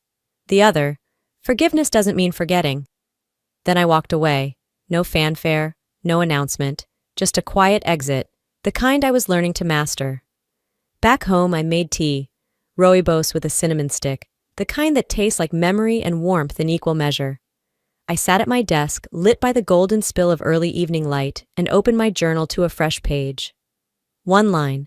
Peace is a locked door I only open to those who know how to knock. I stared at it, then underlined it twice, and closed the book. Then came the sound, a knock. Not loud, not urgent, not familiar, just respectful. I didn't flinch, didn't brace, didn't reach for armor. I stood, walked to the door, steps steady. Not everyone deserves the key. But maybe, just maybe, someone someday might finally learn how to knock. Sometimes family isn't who raised you, it's who respects you. And if there's one thing this chapter of my life taught me, it's this. You don't owe anyone access to your peace just because they share your blood. Boundaries are not betrayal. Silence isn't kindness. And being the good one shouldn't mean becoming the forgotten one. It's easy to tell people you're strong. Harder to show them what strength really looks like. For me, it looked like locks changed, emails sent, and letting go without needing to explain myself again. And yet, a part of me still wonders, how many of you have sat at a dinner table where your worth was silently voted out? Or worse, rewritten by people who never bothered to ask who you really were? If you've ever been made to feel guilty for choosing yourself, you're not alone, and you're not wrong. I'd love to hear from you in the comments. Have you ever had to draw a line with your own family? What was the moment that made you finally say, enough? If this story touched your heart, leave a 1 in the comments, or tell me what city you're watching from. Didn't love it? That's okay too. Let me know why, and where you're tuning in. I read every single one. And if you'd like more raw, real-life stories like this, subscribe to the channel so you never miss what comes next. Thanks for being here. Stay strong, stay clear, and remember, Not everyone deserves the key to your peace. Hi there, I am Eloise. At my brother's promotion party, the one I wasn't really invited to. My parents stood in front of everyone and publicly cut me off like I was a mistake they were finally correcting. But that wasn't the beginning, and it definitely wasn't the end. They used my name, my work, even my signature to build their legacy and erase mine. They smiled for cameras while forging documents. They toasted to family while gutting me out of it. The moment I spoke up, when I finally spilled the truth, they called me unstable, dangerous, a threat. What kind of family builds their success on a lie, and then destroys anyone who remembers the truth? Do you want to know what happened next? I arrived early, not because I was excited, but because I wanted to see if they really had the nerve to do it. The air outside the hotel was still thick with the faint scent of valet car polish and overused cologne. Inside the ballroom, everything sparkled: crystal glasses, gold-plated cutlery, flower arrangements perfectly symmetrical like a Pinterest board come to life. And yet, somehow, I knew the one thing that wouldn't be here was me. The welcome board read, "Congratulations, Lyle Caldwell, Executive Vice President."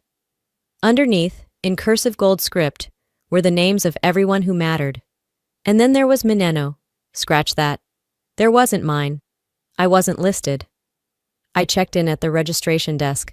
The young girl handed me a badge that just said guest, no last name, no family crest. I turned it over, hoping maybe there was something else, anything else. But it was blank, just a barcode and a cheap clip. I used to design those badges for the Foundation's annual gala. Now I wasn't even worth Times New Roman. I walked past the champagne wall and into the room like someone who wandered into the wrong dream.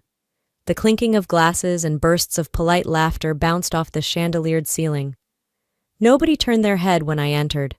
Nobody whispered, "Oh, there she is. I guess it's easier to pretend someone doesn't exist when you've been rehearsing for years." Darlene, my mother saw me first. Her smile tightened, not quite a grimace, not quite polite. "Oh, you came," she said. I matched her tone. "Alma invited me." She adjusted her pearl necklace. "Did she?" That's not exactly how we discussed it. Russell, my father, nodded without eye contact. He might as well have been signaling to a waiter. Lyle approached with 2 flutes of champagne and offered one to our aunt. When he saw me, he gave a quick upward chin nod. "Eloise," he said like he was greeting a vendor. "Glad you made it." "Wouldn't miss it," I said, forcing a smile. He took a sip and added, "Big night. Big enough to forget you have a sister, apparently." They posed for photos by the branded Step and Repeat banner. I watched from a corner table, nursing a club soda. One of the photographers asked, "Family together?" Darlene said, "Just us 3, and pulled Lyle in close. I didn't even move. Why waste effort trying to be part of a picture when I've been erased from the story? The lights dimmed and a spotlight hit the podium. My father adjusted his cufflinks and stepped forward with practice poise. "Tonight," he began, "we celebrate not just a promotion but a vision. Our son, Lyle, has embodied everything this family believes in: dedication, integrity, and legacy." Polite applause. I could feel my pulse in my ears. "But tonight also marks something else," he continued. "A turning point. As we move forward, we must be clear about who we are, what we value, and whom we align ourselves with." The room was still. Even the servers froze. We are no longer extending our name or support to those who don't represent our family's standards. People looked around. A woman across the table shot me a glance, then quickly turned away. I didn't move. I didn't blink. He didn't say my name. He didn't have to. Everyone knew. Even Lyle didn't say anything. He just raised his glass and smiled. The clapping resumed slowly, awkwardly, but enough for the moment to pass. I stood up quietly and left the room.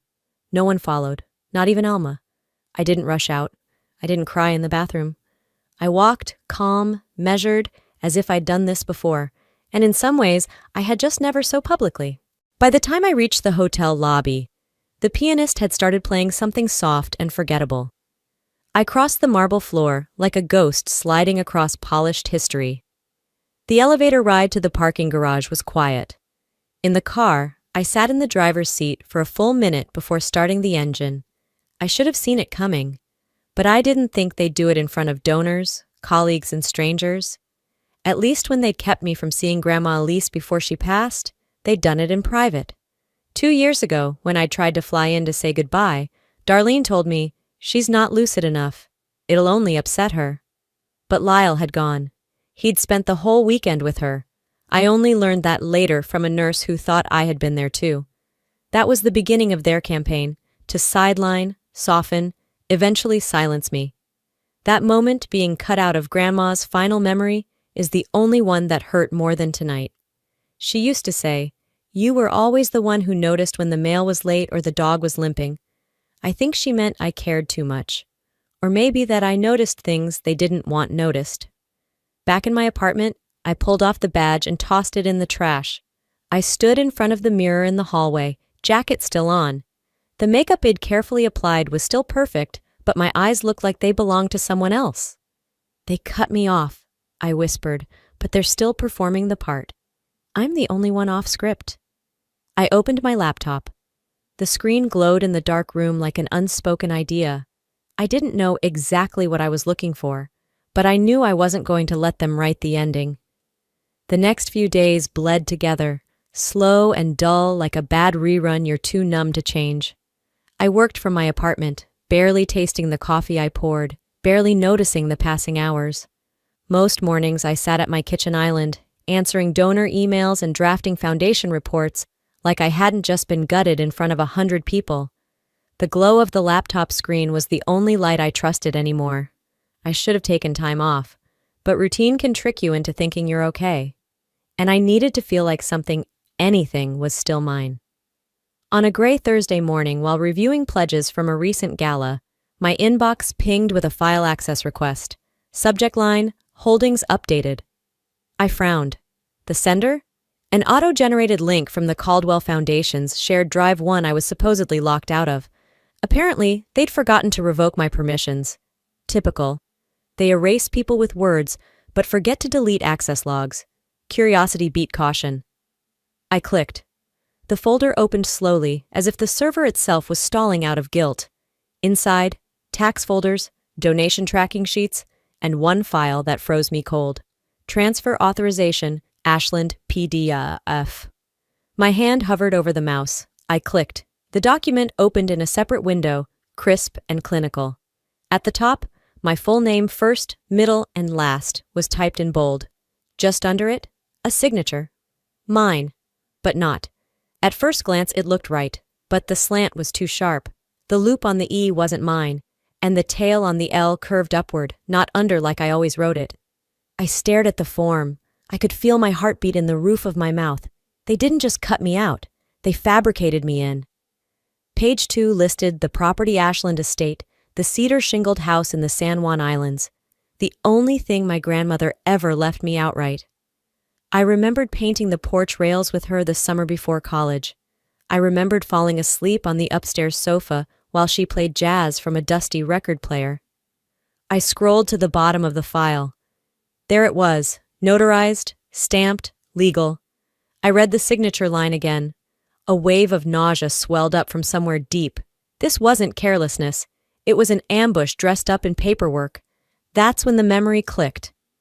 3 months ago, my mother had called and asked me to stop by. Just a quick signature thing, she'd said. Something about family tax filings. It had been a weekday afternoon, and I'd squeezed in the visit between a donor meeting and picking up dry cleaning. She made tea, talked about Lyle's work ethic, asked if I'd considered moving out of Seattle. Then, casually, slid a manila folder across the table. "Routine filings," she said with that rehearsed smile. "Nothing urgent. I didn't even look. I trusted her." And now I realized I hadn't signed a trust update. I'd signed myself out of my grandmother's legacy. "I was just being helpful," I whispered. Turns out, I was just being eliminated with a better pen. The room felt smaller. I reached for my water glass, but my hand shook. I opened the PDF again and zoomed into the bottom corner. The notary line. Savannah Caldwell. My cousin. We weren't close, but we'd exchanged Christmas cards growing up. She once bragged about working at a real estate firm downtown. I always thought she was harmless. Apparently that made me stupid. They had planned this, every inch of it. No sloppiness, no gray area, just neat betrayal with a government seal. I opened my desk drawer and pulled out a lease from last year. My signature, clean and curved, right next to my landlord's. I placed it beside the printed PDF. The difference was obvious. One was me, the other was their invention. I pulled out my phone and snapped photos of both. I knew someone who might help, an old legal contact I'd once worked with on a donor fraud case. Malcolm Thorne. He was sharp, discreet, and allergic to manipulation. I opened a blank Word doc and began to type a message. My fingers didn't move fast. My hands were still trembling. But my voice, even silent, had started to return. They had signed my name to steal what they didn't deserve. And for the first time in years, I wasn't just angry. I was done waiting. After sending Malcolm the files, I didn't sleep much. A part of me expected a call or email from someone in the family, some pitiful attempt to spin it, justify it, maybe even deny it. But there was nothing. Just silence. Cold, calculated silence. On Sunday afternoon, while the city outside simmered under a moody spring drizzle, I sat on my couch with my laptop open and a blanket tucked around my knees. I wasn't looking for trouble, but I couldn't stop myself from checking. Not for confrontation, just for confirmation. Proof that my gut hadn't been lying all this time. I typed in the Caldwell Foundation's official website, the homepage loaded with glossy banners, charity award badges, and photos of ribbon cuttings and boardroom grins. I clicked into the archive section: press releases, quarterly newsletters, media coverage. Then I searched for my name. Nothing. Not a single press release, not a footnote. No Eloise Caldwell listed under any grant announcements, team bios, or historical records. I scrolled through photos I remembered standing in, smiling, proud, arms linked with donors, my name etched on posters at the time. Now, I was either cropped out entirely or framed just far enough outside the center to be incidental. In one group shot, I recognized the exact blouse I wore, turquoise silk, my grandmother's brooch pinned to the collar. I knew I was in that picture. But the version on the site ended where my shoulder should have been. There I was real in my memory, missing in their version. My throat tightened. I hadn't expected to cry. But something about being so deliberately wiped away wasn't just insulting, it was annihilating. It's one thing to be overlooked. It's another to be deleted like a typo in their family narrative. I took a breath and clicked to a new section, Initiatives. Specifically, Educational Equity Grants. That had been my project, my passion. I built the pitch deck, wrote the original charter, cold-called school districts and private donors late into the night while juggling 2 part-time jobs. 7 years ago, that program was my entire life. Now it was rebranded as the Lyle Caldwell Opportunity Initiative. There was a quote under the headline, "Justice begins with access. We build the ladder, others climb." It was mine. Almost word for word from a line I had once given to a local newspaper, but now it was credited to him. I scrolled through the About section, reading the copy I recognized instantly. I remembered every turn of phrase: underserved communities, mentorship pipelines, bridging opportunity gaps. That was my language, my heart. But they'd filed off the fingerprints and slapped his photo across the page like he'd invented equity. He didn't just inherit my seat. He hijacked my voice. I clicked into the annual reports. In 2018, the year the grant launched, the foundation received over $2 million in targeted donations for the initiative.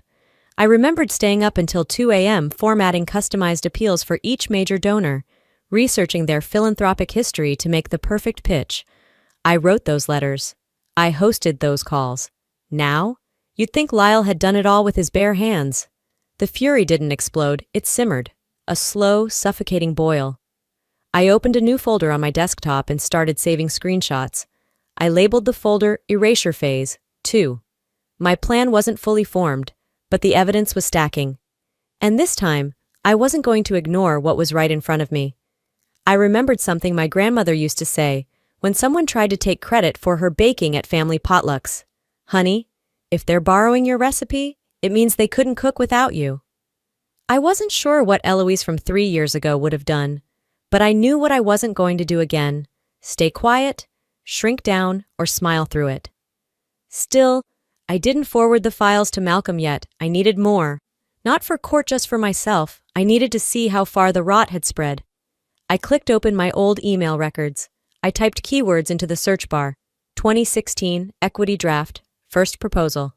Nothing popped up on my current drive. Of course. They'd probably stripped me of that, too. Then I remembered something. Back in 2016, I'd partnered with a nonprofit in Tacoma Bridge Equity to pilot a mentorship program. I had emailed the proposal to their founder personally.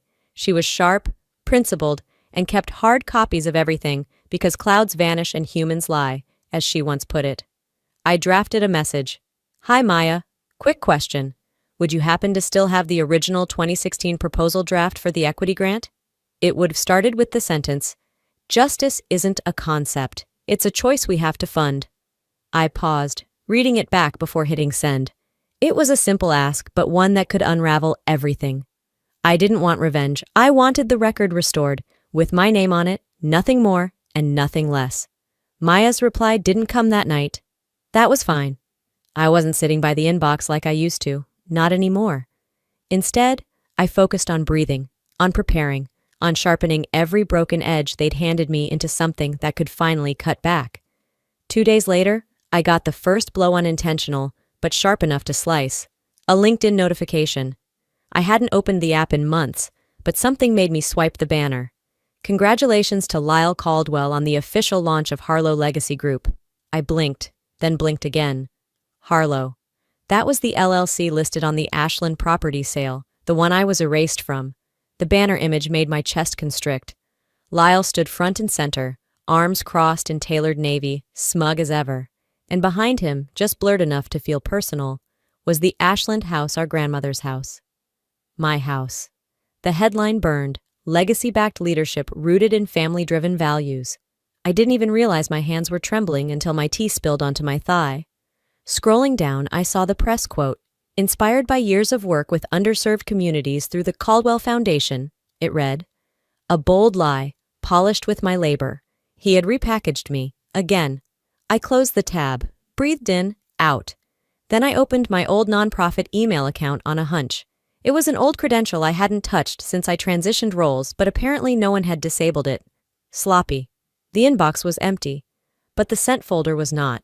There were over a dozen emails from 2019, all bearing my name. Eloise Caldwell. Some were to private investors, others to philanthropic funds, all thanking them for their support, inviting them to build legacy together, and signing off warmly with my voice. And one email hit like a punch to the throat. A pitch for equity education funding my original draft. Except, I never sent it.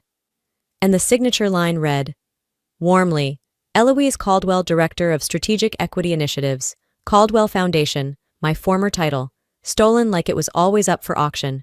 Worse yet, the IP metadata on those emails? Not from Seattle.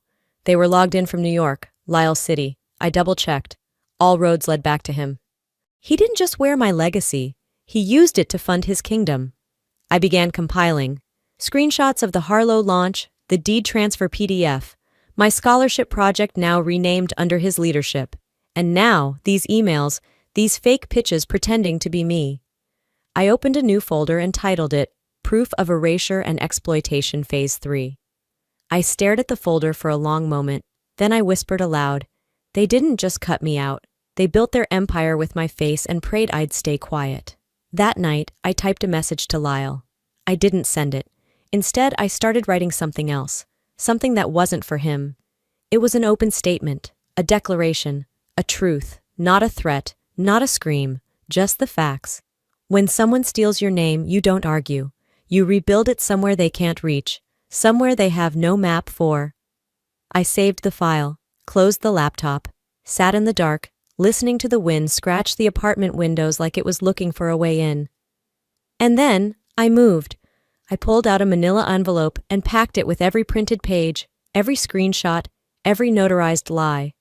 I sealed it, labeled it in sharp black ink, to be opened in case I disappear.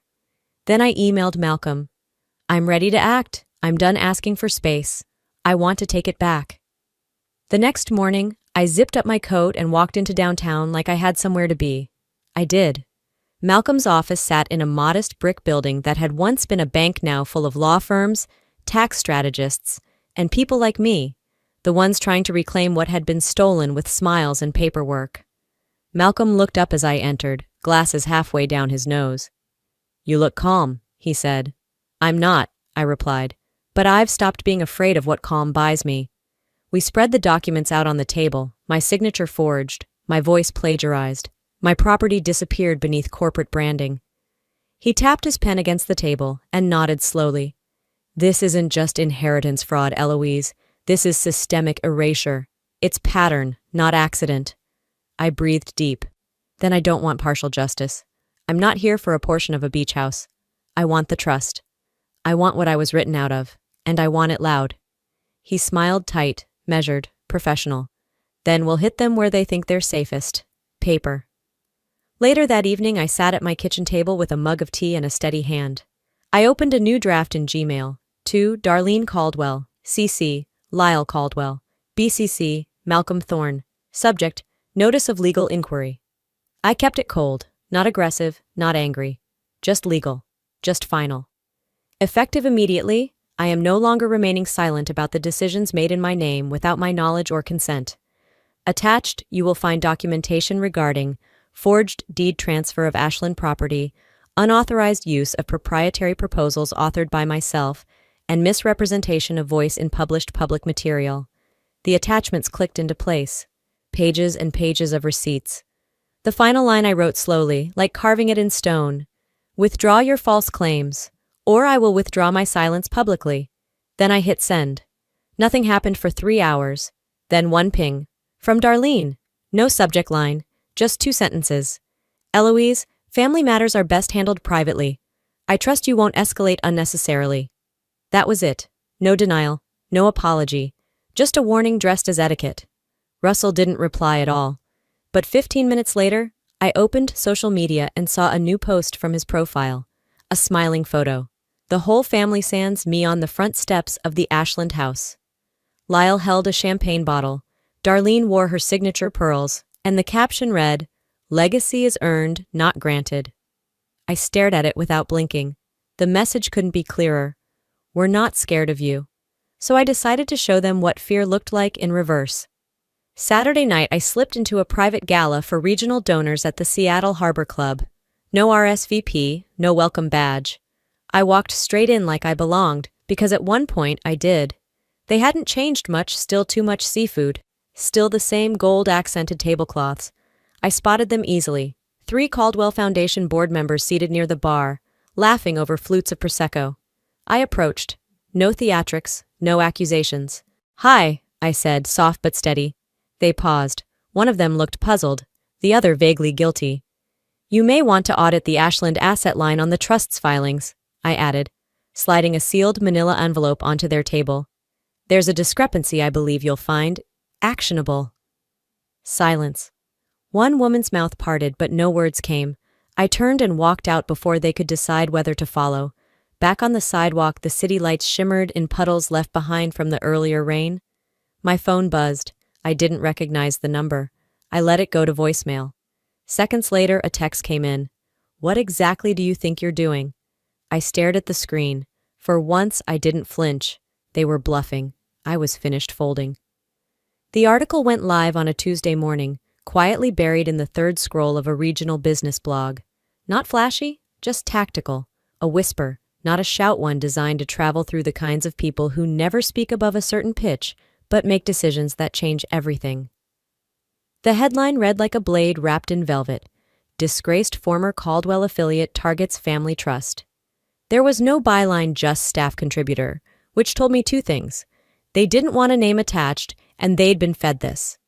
The opening paragraph referenced an unnamed family member with a history of emotional volatility and inconsistent professional presence.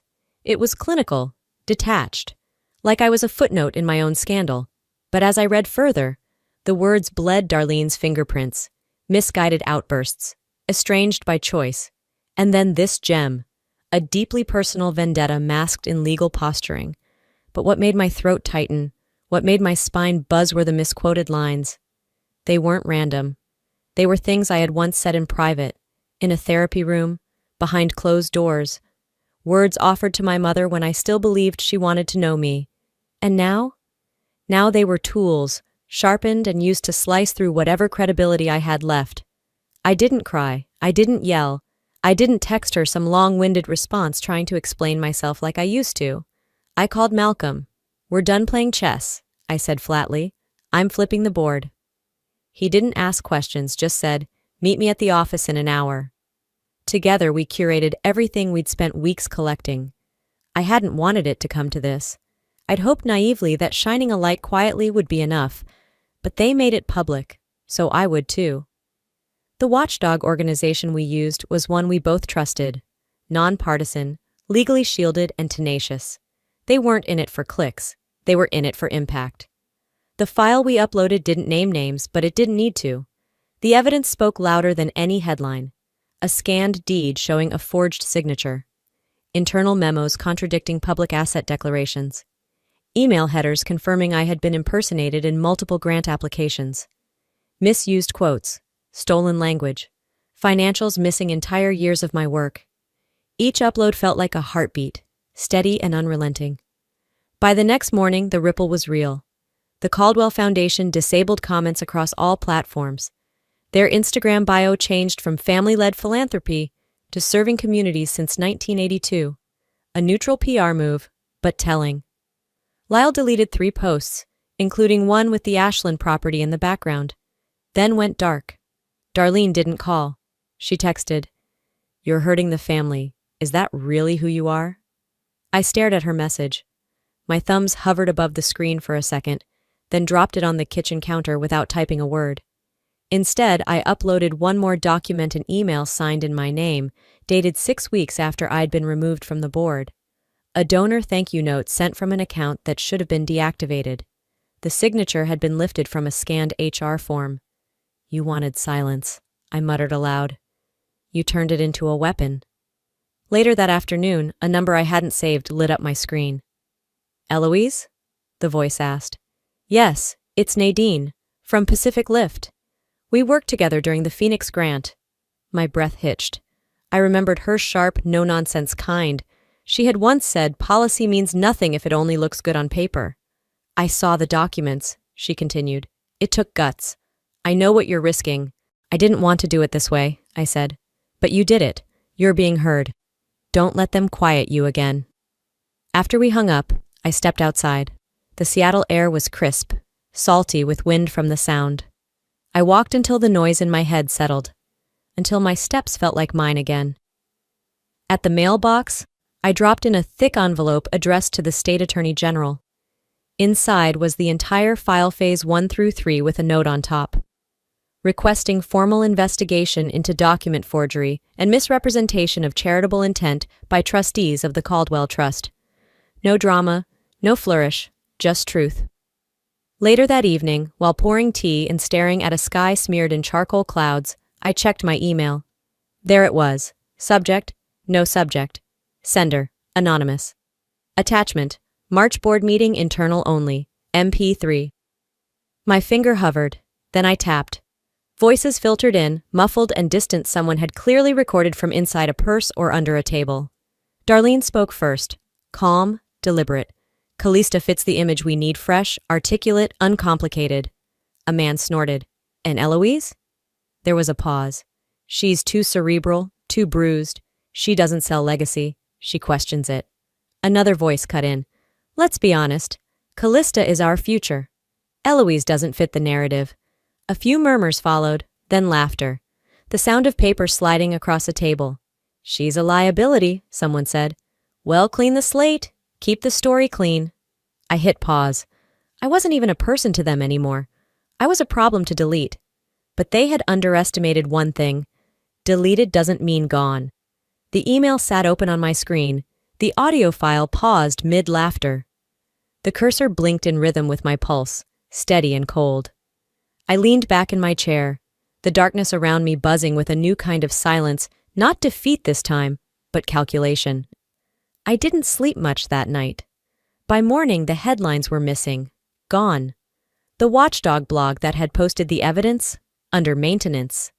The article drafts that were supposed to publish over the weekend, nowhere to be found. I checked cached links, error messages, refresh, nothing. They didn't even need to lie, they just needed to outspend the truth. A message from a reporter I knew flashed across my inbox. Off the record, your family's PR rep reached out. Pressure's mounting. My editor says it's too risky. Of course. They were painting over the crime scene while I was still bleeding in the middle of it. I didn't panic. I documented. Every downed URL. Every pulled headline. I screen-recorded timestamps, archived caches. They could smother coverage but not the receipts. Later that afternoon, my phone buzzed with a familiar name. Jamie. We'd worked on community grants together back when my name meant something in that circle. Hey, Eloise, she started, her voice tight. I got a call this morning from a shared donor rep. They said, well, they hinted, if I stay connected to you, my program might not get renewed. I closed my eyes, fighting the sting behind them. Jamie, I understand. You don't owe me anything. No, I do, she snapped. But I can't risk 30 kids losing their spots over this. I'm sorry. We hung up. 15 minutes later, another contact unfollowed me, then sent a DM. You didn't deserve any of this, but I have 2 staff to pay. I'm so sorry. The rooms were growing colder. Doors I helped build were closing quietly, but deliberately. That night, I organized my folders by damage level. Media interference, donor retraction, board sabotage. Each click was fuel, not fire. I wasn't burning out. I was sharpening. The following morning, I filed a complaint with the Washington State Attorney General's office. I uploaded every document. Forgery, impersonation, financial misrepresentation. I included metadata logs and timeline analysis. No dramatic cover letters, just facts. I printed a copy of the filing, slid it into a folder labeled Phase 4 Litigation. On the cover, I handwrote one sentence. They wanted silence. I gave them consequences. Before dropping it at the mailbox, I made a copy for myself and left it on the kitchen counter. I wanted to see it when I walked through the door. Proof I wasn't imagining any of it. 2 days later, I got an email from Aunt Alma. Subject line, they've crossed a line. Attached was a PDF of Darlene's so-called family unity statement sent to relatives, family friends, and donors. It was dressed up in words like misunderstood, mental stress, and disruption of harmony. But it was all about me. Buried in paragraph 5, we love our daughter, but Eloise's instability has made it impossible to keep her involved in family affairs. Her recent actions stem from confusion, not cruelty. Underneath it, Alma's note, I told them this isn't just a misunderstanding. I told them you weren't confused. I told them I'm with you. That was the first time since all this began that I cried, but only for a minute. Then I gathered every document, slipped them into my briefcase, and headed downtown. The law firm Malcolm connected me with had a reputation for handling trust disputes with surgical precision. At the front desk, I handed over the paperwork. The receptionist didn't ask questions, just nodded and filed it away. The motion to freeze the Caldwell Family Trust was now official. I stepped back outside into the crisp afternoon light. A chill cut through my coat, but I didn't rush. Across the street I saw him, Lyle, leaning against his SUV, hands in his pockets, expression unreadable. We locked eyes. He didn't move. Neither did I. I turned first, not because I was avoiding him, because I had better things to do. The sidewalk outside the courthouse felt colder than it had earlier. Maybe it was the adrenaline drop. Maybe it was just the realization that everything from this point forward would be public record. I didn't glance back to see if Lyle was still watching. I didn't need his expression to validate anything anymore. I hailed a cab and rode in silence. No music, no small talk. The city blurred past the window, and I watched it with the stillness of someone who'd been called everything except right. The ride ended in front of the courthouse annex, a plain gray building that didn't try to pretend it was anything other than what it was. A place where truth got tested, and sometimes, if you were very lucky, spoken aloud. Inside, I passed through security, rode the elevator to the 3rd floor, and stepped into a room so quiet it hummed. A single judge presided. No press, no cameras, just lawyers, files, and history waiting to be rewritten. The hearing started like most civil disputes do, quietly. My legal counsel, Malcolm, opened by stating the basis of our claim. unlawful transfer of inherited property, identity misrepresentation, and financial fraud within a family trust. Lyle didn't look at me. Darlene's fingers tapped once, twice, against the legal pad in front of her. Russell sat back, hands folded like a man awaiting a sermon he'd already stopped believing in. Then came the evidence. Malcolm's voice was steady as he moved through it all. First, the forged deed to the Ashland property, notarized under suspicious circumstances. Then, a stack of internal memos, printed emails showing my digital identity, had been hijacked to communicate with donors and partners. And finally, the audio recording. My stomach clenched the moment it began. She's too cerebral, too bruised. She doesn't sell legacy. The courtroom stayed silent, but the air changed. Even the judge's expression flickered a twitch at the edge of her mouth, a recognition of something mean, something small. When the audio ended, Darlene shifted in her seat like she'd swallowed something sharp. She tried to speak, to object, but the judge lifted a hand and said, "This is admissible and documented. Well, continue." Next came the will, the original one. My grandmother's, signed, notarized, dated 3 weeks before the so-called revision. The paper looked older, softer at the corners. But the ink was clear. Then they asked if I wanted to make a statement. I stood up, smoothed my skirt, and looked directly at the judge. Not at my family, not yet. "I have 3 questions," I said.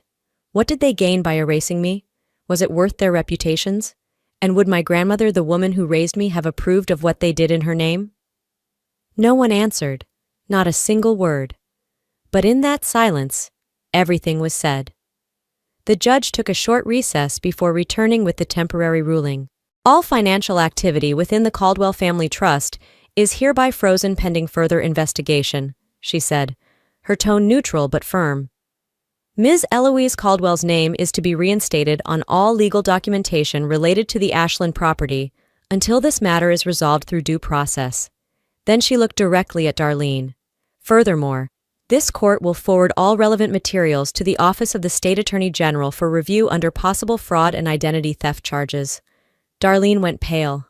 Lyle stood up and walked out, not even bothering to meet my eyes. Russell? He stayed seated, didn't move, didn't speak. I exhaled slowly, my heart pounding like I'd just run a marathon barefoot through glass. This wasn't over, not by a long shot, but for the first time, I wasn't playing defense. I walked out with Malcolm at my side. The air outside felt crisper, cleaner. People walked past us, heads bent toward their phones, unaware that inside, something had shifted. I didn't need headlines. I didn't need applause.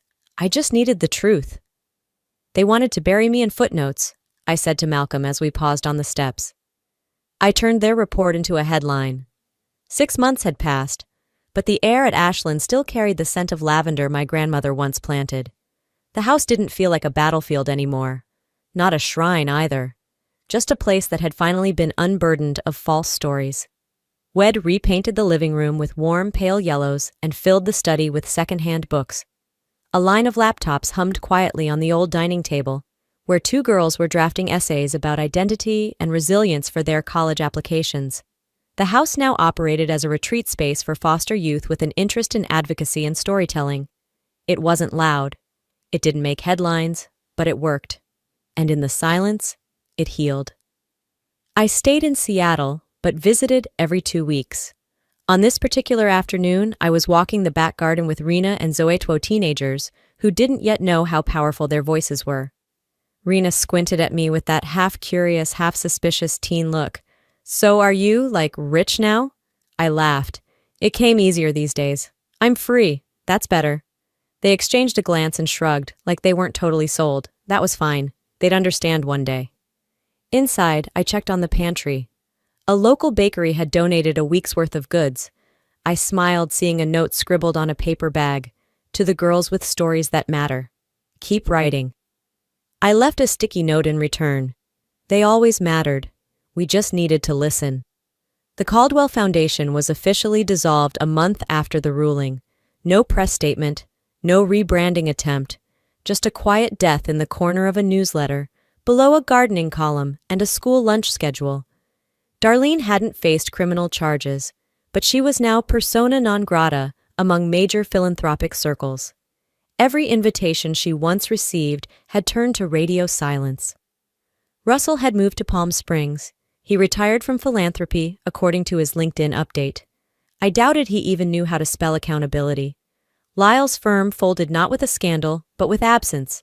No new funding rounds, no launch events, just evaporated, like steam off a mirror. None of them reached out after the ruling. And I didn't go looking either. Some silences are weapons. Some are offerings. Mine was both. 2 months ago, an envelope arrived at my mailbox. No return address. Just my name, written in familiar but hesitant handwriting. Inside was a photograph. Faded. Us as kids, sitting on the steps of Ashland. Lyle had a popsicle melting down his arm. I had my hand shielding his from a bee. On the back, in simple pencil. I'm sorry, I didn't know how to be brave. I didn't cry. I didn't tear it up either. I placed it inside the back of a sketchbook I hadn't touched in years, and closed it softly. I didn't need him to say more. I just needed him to stop taking. I spoke last week at a small panel about donor accountability hosted by a local library. Someone asked if I'd do it all again. Yes, I answered. Not because of what I lost, but because of what I refused to let others define for me. A woman in the third row raised her hand. She was young, maybe early 20s, with a notebook full of scribbles and underlines. Her voice shook slightly when she said, "You gave me language for what I felt." And just like that, I remembered why I began any of this at all. Not for revenge, not even for restitution, for visibility, for those who, like me, had been erased in plain sight. That night, back in Seattle, I took the long route home. I passed storefronts, dim apartments, flickering signs. My building stood quietly, as always, no doorman, no doxology. I liked it that way. Inside, I shrugged off my coat and caught my reflection in the hallway mirror. I no longer flinched when I saw myself. Pinned to the coat's lapel was a small badge cut from paper and laminated with tape. One of the retreat girls had made it for me. She handed it over with a smirk and said, "Since your family didn't give you a title." It read, in looping blue ink, not erased. I left it there. In the end, this wasn't just about reclaiming my name. It was about learning that survival isn't the same as healing, and silence isn't the same as peace. If I've learned anything through this, it's this. When people try to erase you, it says more about their fear than your worth. Your value doesn't disappear just because someone refuses to recognize it. You are not disposable. You are not a draft someone else can edit. You are the author of your own name. And maybe you've never faced a courtroom like I did. Maybe your battles happen in boardrooms, break rooms, or even at the dinner table. But the lesson holds true. You don't owe anyone your silence when that silence is being used against you. Speak up, not because it's easy, but because your truth deserves air. And healing. It doesn't come from justice alone. It comes from reclaiming the space you were told you didn't belong in. Now I want to hear from you. Have you ever been underestimated, overlooked, rewritten in someone else's version of the story? Drop A in the comments, type 1 if this story hit home, or share where you're watching from. And if you've ever had to fight to reclaim your own story, tell us what kept you going. If this video spoke to your heart, helped you reflect, or simply made you feel seen, please hit that subscribe button so you don't miss the next story. Your story matters, and someone somewhere needs to hear it. Thank you for listening.